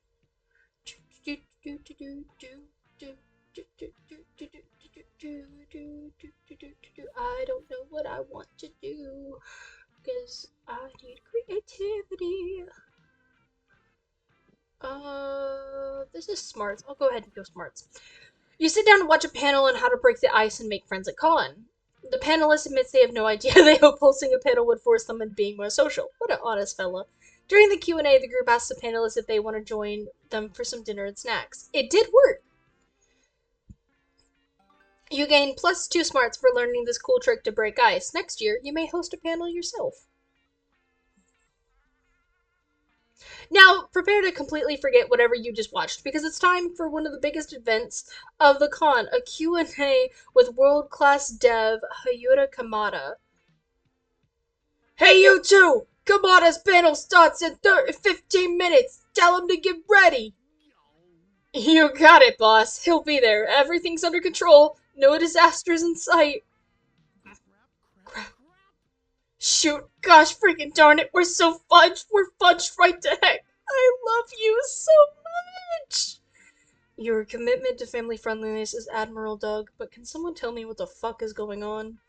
Well, Omen and I were told to hang out with Hayota Kamada and make sure he came to the panel on time. And we did an excellent job. Oh no. Con volunteering is too easy. We were superior at hanging out with Hayato Kamada. Until we lost. Okay, I thought she literally hanged him. You lost him? How? Let's see. First, we took him to the corn dog stands to get lunch. Then one thing led to another, and we bet him $20 he couldn't do a backflip. Best $20 I have ever spent. Then we had a spirited debate on whether or not the color red actually energizes pools. We could not agree, so we went to find a bull to see if it was true. But apparently the only place you can find bulls in this city are zoos. Such is the absurdity of this modern era. It was fun! We got to look at lizards with the creator of Solid Lizard himself. I've never felt so alive. But somewhere between the reptile exhibit and face painting booth, we lost him. How does that even happen? It is not our fault. Celebrities are slippery, and we were very excited about face painting. You only had to keep track of one fucking guy! Liam, you don't get it. They painted my face like a tiger. Like a tiger! Can you imagine that? You better help them find Hayato Kamada before the panel starts. He's probably going back to his game roots, going full stealth mode, look for boxes moving conspicuously. Compare notes with Kamada's stalker! Every celebrity's got a stalker that knows their every move. Probably this one. Because the internet is beautiful, you find a whole subreddit where stalkers compare notes and collaborate for a deeper, more comprehensive degree of stalking. Let's open a thread and see what Kamada was doing today. You/feisty little goblin. I checked his trash last week. He ate pasta on Thursday and bought a new pair of shoes. You/Doug Campbell throwaway. Thanks, that's not helpful though. You put your real name in your throwaway account? Of course. How else will people know it isn't me? You Kamada Senpai noticed me. I've been tracking his visit to SpookyCon. Do you know he spent most of the day hanging out with 2 incompetent volunteers? Look, Omen, we're famous! You/Kamada piss. I planted a tracker on him, but it stopped sending a signal almost an hour ago. It could mean he's underground. In the sewers, maybe? Oh, I remember! Owen told him it's impossible to catch a big sewer rat with your bare hands, so maybe he went to test it. That tracks. It is impossible indeed. Ugh. Doug Campbell throwaway. We found him! Thanks, everyone! Please pursue healthier hobbies. Should I check his trash again, just to be safe? You search through the sewers and find Kamada's covered in bites, blood, and sewer goo carrying a huge sewer rat. The mad lad actually did it! Fuck. This might be the first time I've ever wished I had 2 bare hands. You get to the panel just in time, and Kamada giving the panel with a rat in his hands is nails another disruptive move in the industry. You gain 2 smarts and lose 2 fun. There are indeed.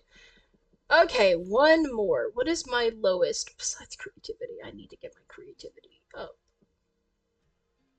Community zone's fun, so I'll go for some fun. You enter a competitive tarot tournament because you're reckless enough to gamble your entire future. After several hangmen and burning towers, you decide to harness the power of celestial bodies with your best Yu-Gi-Oh impression. You throw down Pluto. Pluto isn't a planet anymore. You're playing with an old deck. You're disqualified, and your opponent also predicts you'll die of chlamydia. Well, you just gained one terrible fate. You also get plus 2 fun, because dying from chlamydia means at some point you'll get laid. You, Liam, Elm, and April are playing a game together when you're surrounded by monsters in suits with legal pads at the ready. Hello, are you for focused and participating in a focal group? Just sign these NDAs and we'll give you free candy. No thanks, we're busy right now. He does not speak for me. I love candy and things which are free. Give it to me. Nobody can say no to free candy. You all signed the NDAs except Liam, but you just forged a signature and pocketed share of candy. So we're on here on behalf of the Wonder Cinematic Universe, the series of superhero movies you all know and maybe love. What are your opinions on the WCU, and what point did you start to lose interest in it? Asking when I lost interest implies that I ever had interest in it all. WCU movies are the cookie cutter, common denominator drivel. I liked them for a while, but sometimes a good thing has to die in order to stay good, you know? I have no idea what a WCU is, but I already hate it. Fine, the WCU's dead, but that means we need another subject to make a cinematic universe about. What do you suggest? Excuse me, we're not gonna do your job for you. Actually, you are. Those NDAs signed stipulate that you cannot leave until you've given us a new material to make movies about. Oh, yay. I love it when random things suddenly become my problem. Well, all they said they need new material, not that it has to be good. Pitch a new cinematic universe to invest in. We're in the peak era of sequels and remakes, and you know which iconic movie has none? The 1896 hit Train Pulling into a Station. We're due for a revival of Sophocles, I think, Sophocles? Bleak Tragedy, reimagined as a series of zany comedy of errors. I don't know this Sophocles. How famous are his books or comics or whatever useless print media we're adapting here?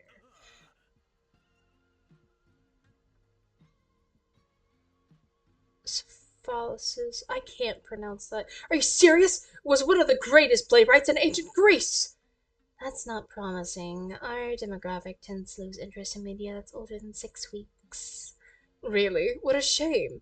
I find Sophocles' work to be hilarious. When I first watched Opius Rex gouge out his eyes, and everyone else in the crowd laughed so hard we threw up. Opius Rex isn't funny at all. It's a tragedy about a man cursing his entire bloodline. Or is it a silly miscommunication story about a man pratfalling into his mom? I like that tagline. Does this Opius Rex have any crossover characters, excessive cameos, or the backbone of a cinematic universe? Yeah, I think this movie has Sonic the Hedgehog in it, right? What? No, what the fuck? I don't know. I guess I was thinking of something else. Honestly, once you all started talking about ancient history, I kind of zoned out. Yeah, you make a good point, April. This Opius Rex IP looks awfully boring, but a Sonic the Hedgehog cameo would make it palatable. I like what I'm hearing. It's rough, it's edgy, it's got Sonic. Let's license this. I'm sorry, Liam! Congratulations, Oz. You killed art. You killed it dead. Hey, Sonic Hedgehog is art. You gain plus 2 fun discussing the epic Sonic Opius crossover, but you lose true creativity. Wow! My creativity is fucked. There's no way I'm getting with Liam. Welcome back to the food court. Alright, so I am actually going to take a quick pause break, get some water, because my throat's kind of hurting. So, hold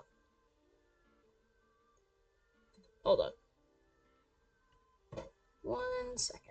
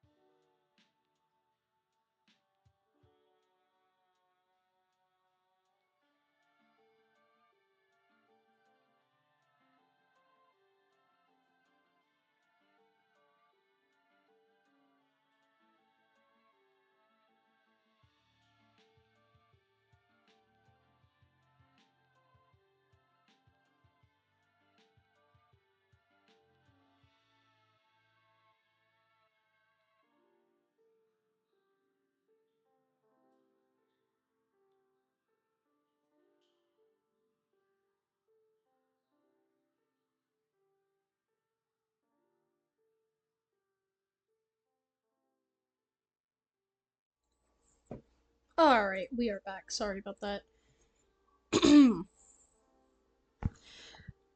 Okay, I wanted to cover the last two important facts about this place: conversations and guests.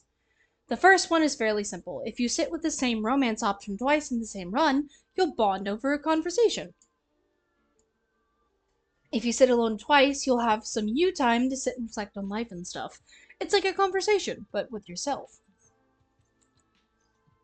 Each playable character has one of these. And what about the guests? I wanted to tell you there's three things you gotta do if you want to get a date with one of them.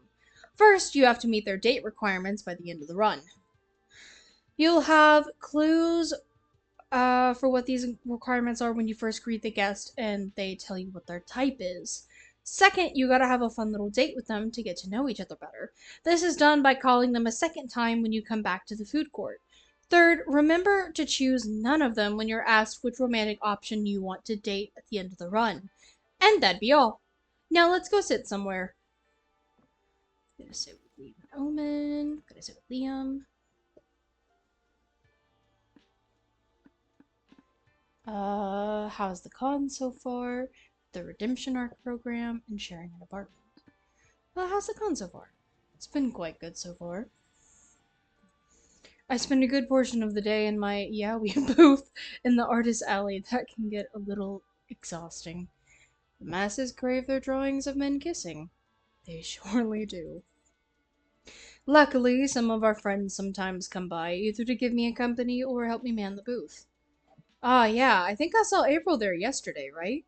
Yes, she stayed for a couple hours. She really knows how to keep the crowd entertained. I offered to help her in exchange. I'm sure she could benefit from my knowledge and my expertise in songwriting and general knowledge of the arts. Surprisingly, she said it wasn't necessary. Yeah, surprisingly.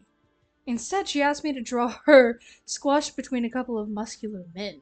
To each their own tastes, I suppose. In my case, I don't spend the whole day at the booth either. 1 second, let me make my avatar a little. Oop! Sorry, still getting used to this whole setup and everything. Just trying to make it so you guys can read the dialogue. In any case, I don't spend the whole day in the booth either. I've been hunting for a rare gachapon with Doug. We're like avid explorers trying to catch elusive specimen. I'd watch a reality show of you two going on your little explorer adventure. Why not watch it live? Come with us next time. Oh, I'd love to. But yeah, it's been a good time. Sometimes even Liam de Liacourt must engage in his lowest bro passions. And you want to join him in such low bro passions. You both check the con schedule to see what you can do together the next day. Yay! I still don't think I meet the stat requirement though. It's almost time to find a date. But first, it's almost time to publish your comic. Now's your chance for one final brainstorming session to polish it. What's legal but should be illegal? Telling people Santa isn't real. People deserve magic in their lives. Getting a tattoo of someone else's mom. Just get a tattoo of a skull. It's cooler, and you can always pretend it's the skull of someone else's mom. Stealing someone's identity. Nothing is as attractive as being yourself, except maybe being someone more attractive. I gotta rethink this one. Misusing internet slang. Even if you're not in on the joke, don't even try. Probably getting a tattoo of someone else's mom. Why is it always boldness? I don't understand. Underrated activities for a third date. Punching cherry trees until they blossom just for you and your date. Practice for the test you gotta pass to get your kissing license is a thing. Studying contraception, you'll look responsible while also hinting that you wanna fuck. Reading chapter 53 from Dawn Quido second volume, a truly thrilling patron, or probably studying contraception. Yay! More smarts. Time to get back to the con. Creativity, please! You're chilling in your hotel room when suddenly a man dressed as a rat breaks in. He runs around wailing, I am the rat! I am the rat! Look at me! The rat! And then he leaves as confusingly as he came. You call reception to complain. Yes, that. it happens sometimes. Apologies, sir. We can compensate you with two creativity. Fuck it, you'll take that. I love the scenarios. This is such a good game. Later, you're standing in front of Liam's hotel room door. Sorry. I was checking on stream and making sure everything was good. Uh, and the hotel door. He's promised you with an unforgettable evening, so you're giddy with excitement. And horny. Ah! You made it. I hope you got some energy to spare. I just set up the game. Of course. Wait, we're playing a board game? Fuck yeah, I love board games. Board games are my shit, man. I actually collect Monopoly. I know that's not like a really big flex, but I love finding vintage Monopolies at the thrift store. It's such an exciting thing to find someone else's treasure and take it home with you, especially at a discounted price. I have a 1970s Monopoly, and I know it probably doesn't run for much, but I don't care how much it runs. I love being able to have that little piece of history with me. Hey, this is no regular tabletop game, it's Tender Buttons. This year's winner at the Erotic Board Game Awards. Erotic Board Game Awards. That sounds slightly more promising. You sit at the table, throw the dice, eager to get to the good part. Lick and ear, ready or not, here I come. No, wait, you can't perform the sexy actions yet. As per the instruction manual, you must first take a conditions card. You reluctantly take one and read it. Earn 30 sexy coins to perform your assigned sexy action. You spend the next 15 minutes earning sexy coins. It involves an astoundingly unerotic amount of resource management and some time spent in sex jail. Alright, my turn. My erotic challenge card says find your sex challenger's favorite I can never pronounce that word. Engorgerous zone, I think it is. Finally! How are you gonna go about it? Trial and error? Ha! Good one! But your intimacy love meter is too low. I need at least 3 confession points before you tell me. There's no need, I can tell you now. Ah, sweet Oz. It's clear the instructions have gone over your head. Let me go over them again, slowly this time. You zone out immediately as Liam embarks on a thorough explanation of this erotic game. It can only be described as the most bizarre foreplay you've ever witnessed.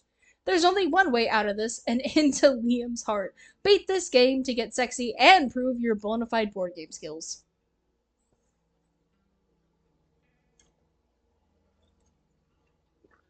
This feels like a punishment, which means Liam probably gave you a safe word while explaining the rules. Rack your brain to remember it so you can move into a different activity.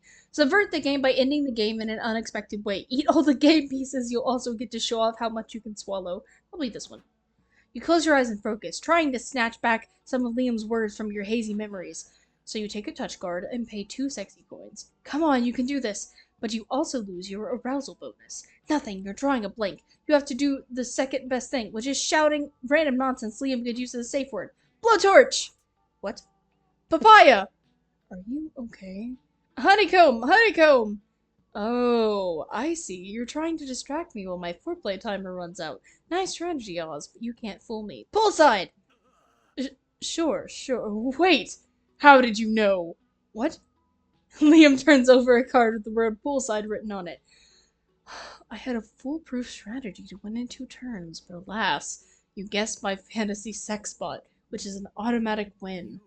I can't believe you bested me with your big brain tactics. Hats off to you, Oz. Anyway, rematch? You rush to place your hand over his. I have a better idea. Disaster averted. You gain 2 smarts because you're... No! No! My creativity! My creativity! No! No! Disaster averted. You gain 2 smarts because your big brain tactics finally turn this game into actual sex, but lose 2 creativity. No! I have 5 creativity. Give me, please, let me in. I'm knocking on the door. Let me in. Oh, I'm gonna get rejected so hard. Uh, I just realized that my mic has not been on this entire time. That's lovely. I'm so sorry. Oh no, I can't believe I just did that. I did like the number one thing you're not supposed to do. Uh, oh no. Alright, well, it'll be okay. We'll figure it out. Okay, so. No, my creativity. I'm so upset. I wish I. Grr. Grr, grr, grr. Okay. Might as well get smarts as high as I can. You decide to attend a panel on the merits of soft versus hard magic systems in a magical girl fiction. After getting all the required dick jokes out of the way, you actually learn a lot of value info about the world building mechanics. You gain 2 smarts from all that knowledge and from learning so many new dick jokes. Later, you're in your hotel room getting ready for your first real date with Liam. He invited you to a fancy brewery. Ooh. Greetings, Oz. Ready to go to the Beetlery? Yep. Wait, don't you mean the brewery? No, the Beetlery. It's an experimental restaurant that specializes in edible beetles, crickets, and other bugs. Mmm, delicious. Bugs are the protein of the future, you know. When climate changes will kill off the cows and chickens, you'll be happy I've already prepared your palate. Okay, well, are you still down to drive us there? Actually, I had a better idea. I've rented a tandem bicycle for us. Think of it, us steering and seek, bonding over this city's criminal lack of bike lanes. That's so Liam. A mere 10 miles. It'll give us plenty of time for stimulating conversation. Note for the metric system users in the audience, 10 miles equals way too many kilometers to cross on a bike. Are you sure you want to bike that far? No offense, but you're not the most athletic person I know. Oh, don't worry. It's not a traditional tandem bicycle. It's closer to a motorcycle sidecar, while I sit on a chase lounge attached to the side. Liam! Liam! No! While you're pedaling, I'll boost your morale by reading some of my poems. Some of this is unpublished material, you lucky dog. It's a good thing Liam's sexy, because this is shaping up to be the worst date of your life. Still, there's gotta be something that can somehow make this romantic. But what?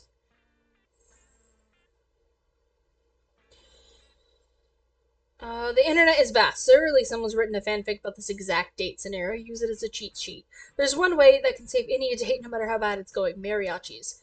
Internet. Good thing texting and biking isn't illegal. It takes the entire ride to the Beetlery, but you finally managed to read a fic about this exact situation. Robbie admired Patrick's lips, wrapped around a roasted millipede. With a smile, he slurped at the other end until their lips met. Hey, Liam, wanna go Lady and the Tramp on this millipede with me? Sure, I thought you'd never ask. That was thrilling, Patrick said. But you know what gives you more tingles down under? He grabbed a handful of live ants and shoved them down his pants. The things you do for love. Unfortunately, they only carry live daddy longlegs here, so you'll have to make do. That's horrifying. I have extreme arachnophobia, and that sounds like a worst nightmare case scenario. Oz, why did you just put a bunch of daddy longlegs in your pants? More tingles down under for me. Are you having a nervous breakdown? Should I call someone? Who's your emergency contact? You are, actually. You're the only responsible person I know. Oh, aw. Oh, Pat! Robbie said lustfully. He inserted a straw in the waistline of Patrick's pants. Maybe it's time for a little anteater roleplay. Hey Liam, wanna do some daddy eater roleplay? The fuck is a daddy eater? Why are you being so. Wait a minute. Are you trying to recreate my. It's his? My old Pat Robbie fic. What? You wrote this? Well, yes, sorry if the writing felt a bit juvenile. I've always wanted to come to this place. I wanted to capture what a perfect date would look like. Oh, does that mean. Yes, Oz, I'm having the time of my life right now. Thank you. That's so sweet. Liam gives you a long, deep kiss that tastes like bugs. Totally worth shoving bugs in your pants. You gain +2 creativity but lose 2 fun. I will lose all the fun I need. I need that creativity. Give me. I'm scared of big crowds too, and I can't enter the hotel. I need more creativity. Liam's gonna be like, "Ew, you wanted to go to the after party with me? No." Actually, I don't know. The system could be completely different. Where should I go? Let's go. I like the community zone. You're feeling lucky, so you enter a Poker 2 tournament. These nerds sure play hard. You get a royal flush. Would be great if one of the other players didn't play Zankrot, Commander of the Nether Galaxy. Lucky for you, you had a Helmet of Chaos up your sleeve. You equipped it on your royal flush and beat the shit out of Zankrot. Heck yeah. All this nonsense made gambling at least too fun. You and Zoe roll up to watch a DDR contest happening in the community zone. April and Liam are next in line to compete. Good luck out there. I'm gonna take so many notes for the dance battle chapter of Liam Prom. Thanks, Zoe, but I don't need luck. I've been dancing for over 400 years. No man, monster, or machine should be able to deny my talents. Don't act like you're the one carrying this team. I can shake my ass to rhythms your generation couldn't even imagine. I mean, we've got this, teammate. Don't embarrass me out there. Liam and April take their turn. They're doing well. As they rack up combos, the machine cries out, "Good! Good! Great! Perfect! Marvelous! Amazing! Fuck yeah! Right there! That's stop! Don't stop!" Then suddenly, Miss! Miss! I liked what you were doing before! Miss! Ugh! Seriously, I was almost there! Whoa, is the DDR machine getting aroused by their dancing? That'd be a pretty hot fanfic premise if Liam and April didn't clearly suck so much at it. Liam, can you focus, please? You're making me look like a bad dancer and a bad lover right now, and I don't think that's very nice. It's not me. I've been hitting all my spin combos. Liam de Lioncourt knows a thing about the Amatri arts. Nice try, silly. No one who calls it the Amatri arts can possibly be good at it. The song ends, and Liam and April get an embarrassingly low rating. You didn't know DDR machines even knew that letter of the alphabet. No, no, this is not a true representation of my skill. I demand another round. Aw, it's cute you think you have the stamina for another round. Listen, we've both got a point to prove, but I'm not gonna go out there and publicly humiliating myself a second time, okay? We need a strategy to get a higher score. Well, you're an expert at playing video games until somebody comes. You might as well offer your service. You can't jump directly into playing DDR. First, you need some tender DDR foreplay. Your moves are too dry. Cover the DDR panel in strawberry flavored lube. Do that one. Without even acknowledging how little sense that plan makes, I don't have any lube with me anyway. Liam, you should always be prepared for a lube emergency. It's fine. I'm sure April has some in her purse. Additionally, I'm sure she's totally cool with me meddling in her purse. No, wait! Here, see, I knew April would have some cheesy nacho flavored lube. I mean, I guess it is just to grease up your dance move. The flavor doesn't matter, really. True, but still, why? Let's just lose up this DDR panel, bust some moves, and never talk about this again! What? Sorry, I got distracted. Licking some of this lube, it literally tastes like cheesy nachos. It's almost unsettling. Aw, I love her little blush. April snatches the lube from Zoe's hand and squeezes the bottle with the gusto of someone who wants to choke her friends. With the floor good and lubed up, Liam and April get out there and dance like there's no tomorrow. They're slipping and sliding into every combo. Good! Yes! Great! Oh, yes! Harder! Right there! Yes! Step on me, daddy! The screen explodes with bright "new record" animation, while a slot opens and showers you all with celebratory white confetti. No! Fuck yeah, the fans are gonna eat this next chapter up. What a sight! April, did we just have a threesome with a DDR machine? Shh. What happens at con stays at the con. You gain +2 5 for utilizing lube in this sexcapade, but you lose 2 charm. I'm sure it's your turn.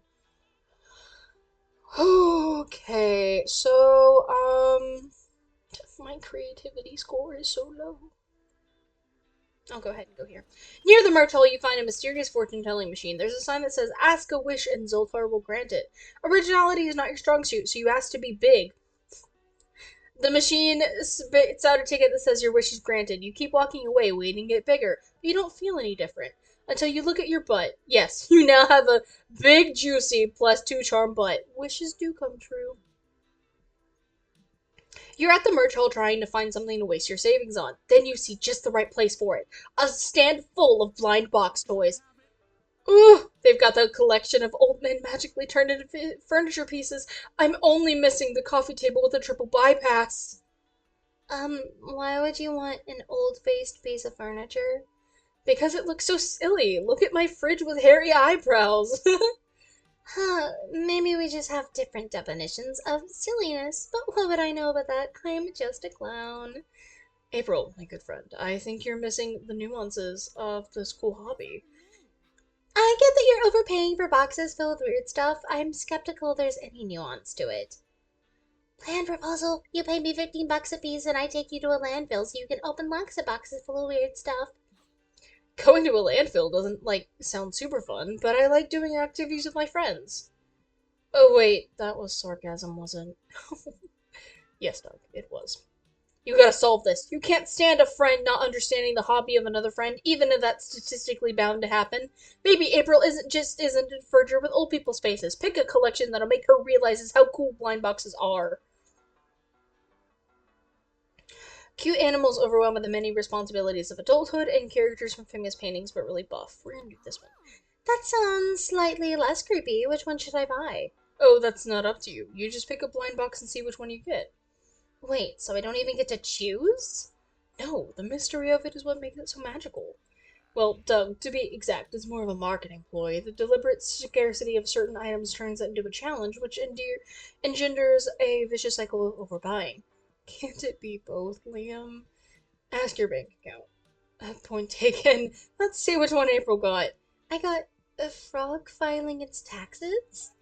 Wow, this is depressing. Well, at least we tried. I'll take this one if you don't want it. No! Don't you see this frog's little sad face? I can't abandon it! I got you, little pal. I will always protect you from the hardships of the merciless world. Maybe I should buy another one. This one needs a friend, right? Oh, Liam, it's starting! It's hard to tell if we're good friends or terrible people for dragging April into this. Never mind that. Just buy more blind boxes so you don't have to think about it too much. You gain 2 smarts for choosing the hardships of adulthood, but you lose 2 creativity. The last day of the con is here. Here we are, folks. The last day of the con. And Liam is fixing to reject me so hard, it's gonna be ridiculous. We're gonna go with Liam. My smarts are up, so we're gonna see if he likes smart people. I'm just not that creative. Yep. Oh, here we go. Let's check your comic. Okay. Ah, it's time to see how the comic has turned out. Okay, what was the goal we agreed on for these days' work? The cover, the overall plot, and 1 full finished page. Do you remember how you solved each of our exercises? It's key to know how the muse will give shape to the fruits of your labor, which is Liam's pedantic way of saying that now is when we'll see how the options you chose will affect the comic we're about to see. Sue me for wanting to imbue poetry into our day-to-day. I may see you again, Liam, but for now I want to take a peek at this comic. Finally, the art gang gathers around to put the pieces of your greatest masterpiece together. Time to see the fruits of your labor. Oh, she's so cute. Everyone wants to kiss me on the mouth is set in the next harem sensation. Jacqueline is a humble country girl who moved to the big city in search of revenge. Little does she know that what she'll find is love. Due to fate and the precarious state of economy, she'll end up sharing an apartment with several smoking hot roommates. The roommates all have one thing in common. None of them can resist Jacqueline's eyes, which are basically 2 sexy, empty holes. Literally. Oh, hey! Oh, fuck, I can't remember his name. Yes, it's them. Him, them, I think. I think they go by they, he. There's the buff, ever horny Morty, a quiet, handsome Mamini, Milo, seductive, breathtaking Milo, and many more. If this wasn't enough, Jacqueline will also struggle to get used to the urban life's most puzzling aspect, the existence of an underworld known as the sewers. Ah, poor Jacqueline. So many changes and so many suitors, but she can't decide who to reciprocate for one person. For one big reason, the creature living under her bed told her to wait. One thing is clear. There would be lots of kissing on the mouth. Milo, you're back! I thought you were still mad at me after I got a tattoo of your mom while I was drunk. Jacques, I could never be mad at you. Actually, there's something I've always wanted to tell you. Milo, you bastard! I heard you from the shower! We swore none of us would kiss Jacqueline on the mouth until we made 100% sure you can't get pregnant from kissing. Well, I realized maybe Jacqueline could have some say in that, and also, fuck you. Urgh! Hey guys, what's happening out here? To be continued. The con is approaching the after party. Oh, you finally gather your courage and ask your beloved to go to the con after party with you.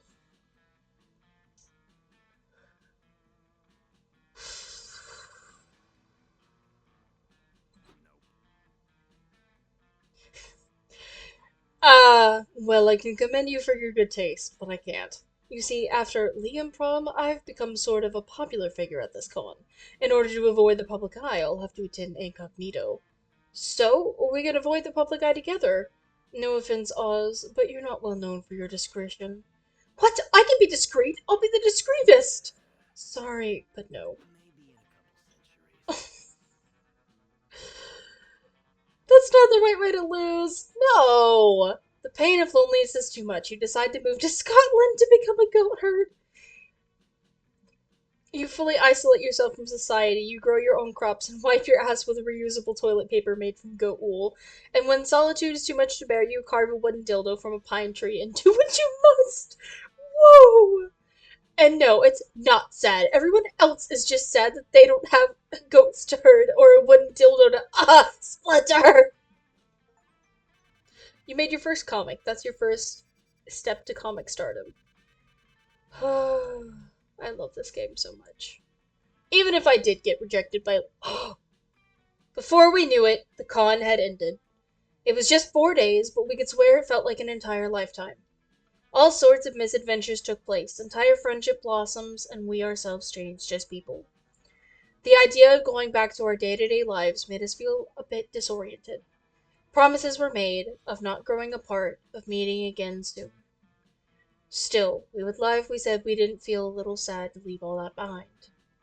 But as each of us went our own way, we realized that wherever we went, these people would be there with us. And with that came a truth that to this day we hold close to our hearts.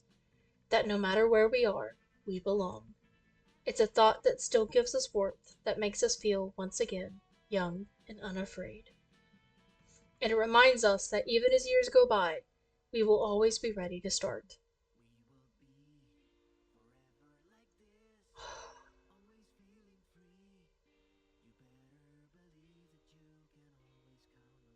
Oh, Doug.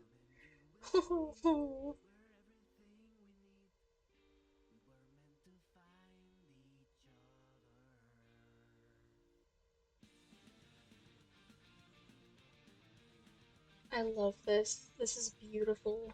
Oh! Oh, wow, that person's stunning. Yes, it was Brandon Rogers!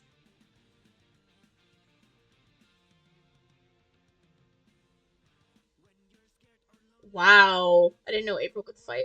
Donation blood. Oh, Liam plays tennis. I play tennis too.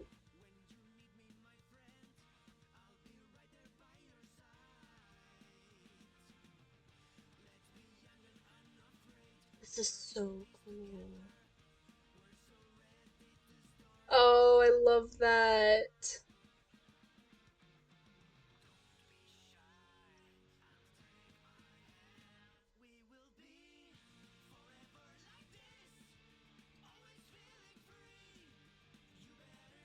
Is that a One Punch Man reference? Oh, it's the cat. Oh, their cosplays are so good. Con fam. We love you, Garfield.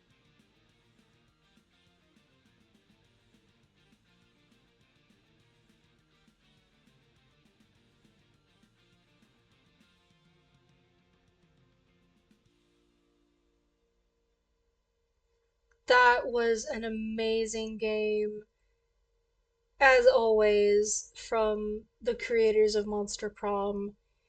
It was stunning. I loved it. The art was amazing. Ooh, new plotline. You can now call Sawyer. Okay, you can now call Gerald. You have unlocked two comic genres. Okay. But like I was saying, it's a beautiful game. The art, the animation, the storyline, it's hilarious as ever. It's so funny. It's amazing. I loved every bit of it. This is such a good game, such a good series. It's perfect. I love it so much. Let's check out the gallery. So I got Liam flying away from me because he rejected me. I have no successes and no secrets. Oh, I like that it's all. Okay, so this is the comic that we got. That's cool. I like that. We have new backgrounds. How many backgrounds did we get? Okay, we got all those. Oh, that's so cute. Variation. Oh, these are all the oh, that's all like the okay, that's sad. And these are just like the backgrounds. Wide. Oh, I do love this. Oh, I love all the playable characters. They're so cute. Date. Yes, this date was so fun. Who? Oh, you could. Okay, yeah.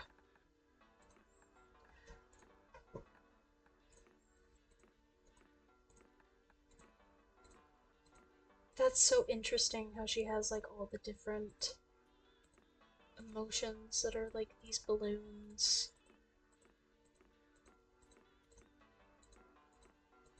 I love her so much. She's so silly. I love Doug. I love him so much. He's so adorable. And I love Liam.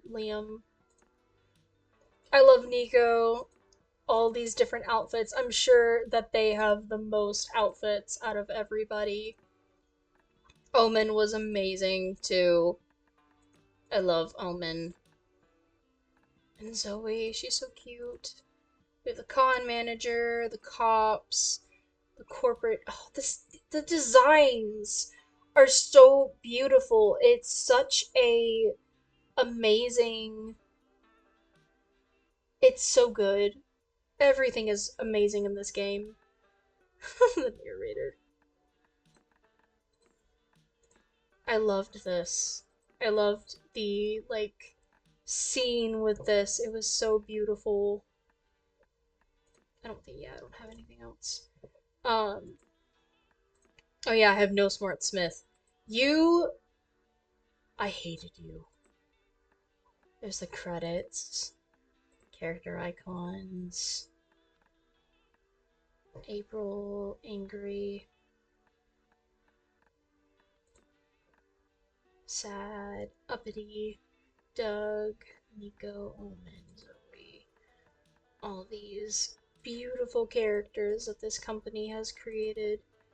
That is absolutely amazing. Shopkeeper. Oh, I was hoping to find out their name. Oh yeah, there's the annoying cosplayer. There's these two. Poor guy got turned into a figurine. Jacqueline, Morty, narrator, note, the panelist. Yeah.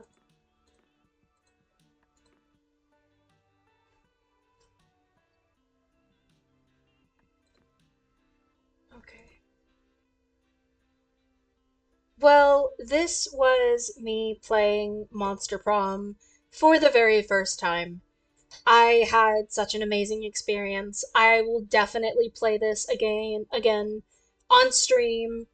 Um, and it was amazing. I loved every aspect of it. Thank you to the creators of Monster Prom, Beautiful Glitch. Thank you. This game is so amazing and I had so much fun playing it. It's a beautiful, fantastic game. It's witty, it's funny, it's there's so much effort that goes into this game and it is incredible. So, thank you everybody. I hope that you all have a fantastic day. Um and just have a good day. Keep your head high no matter what. You are all awesome. Thank you.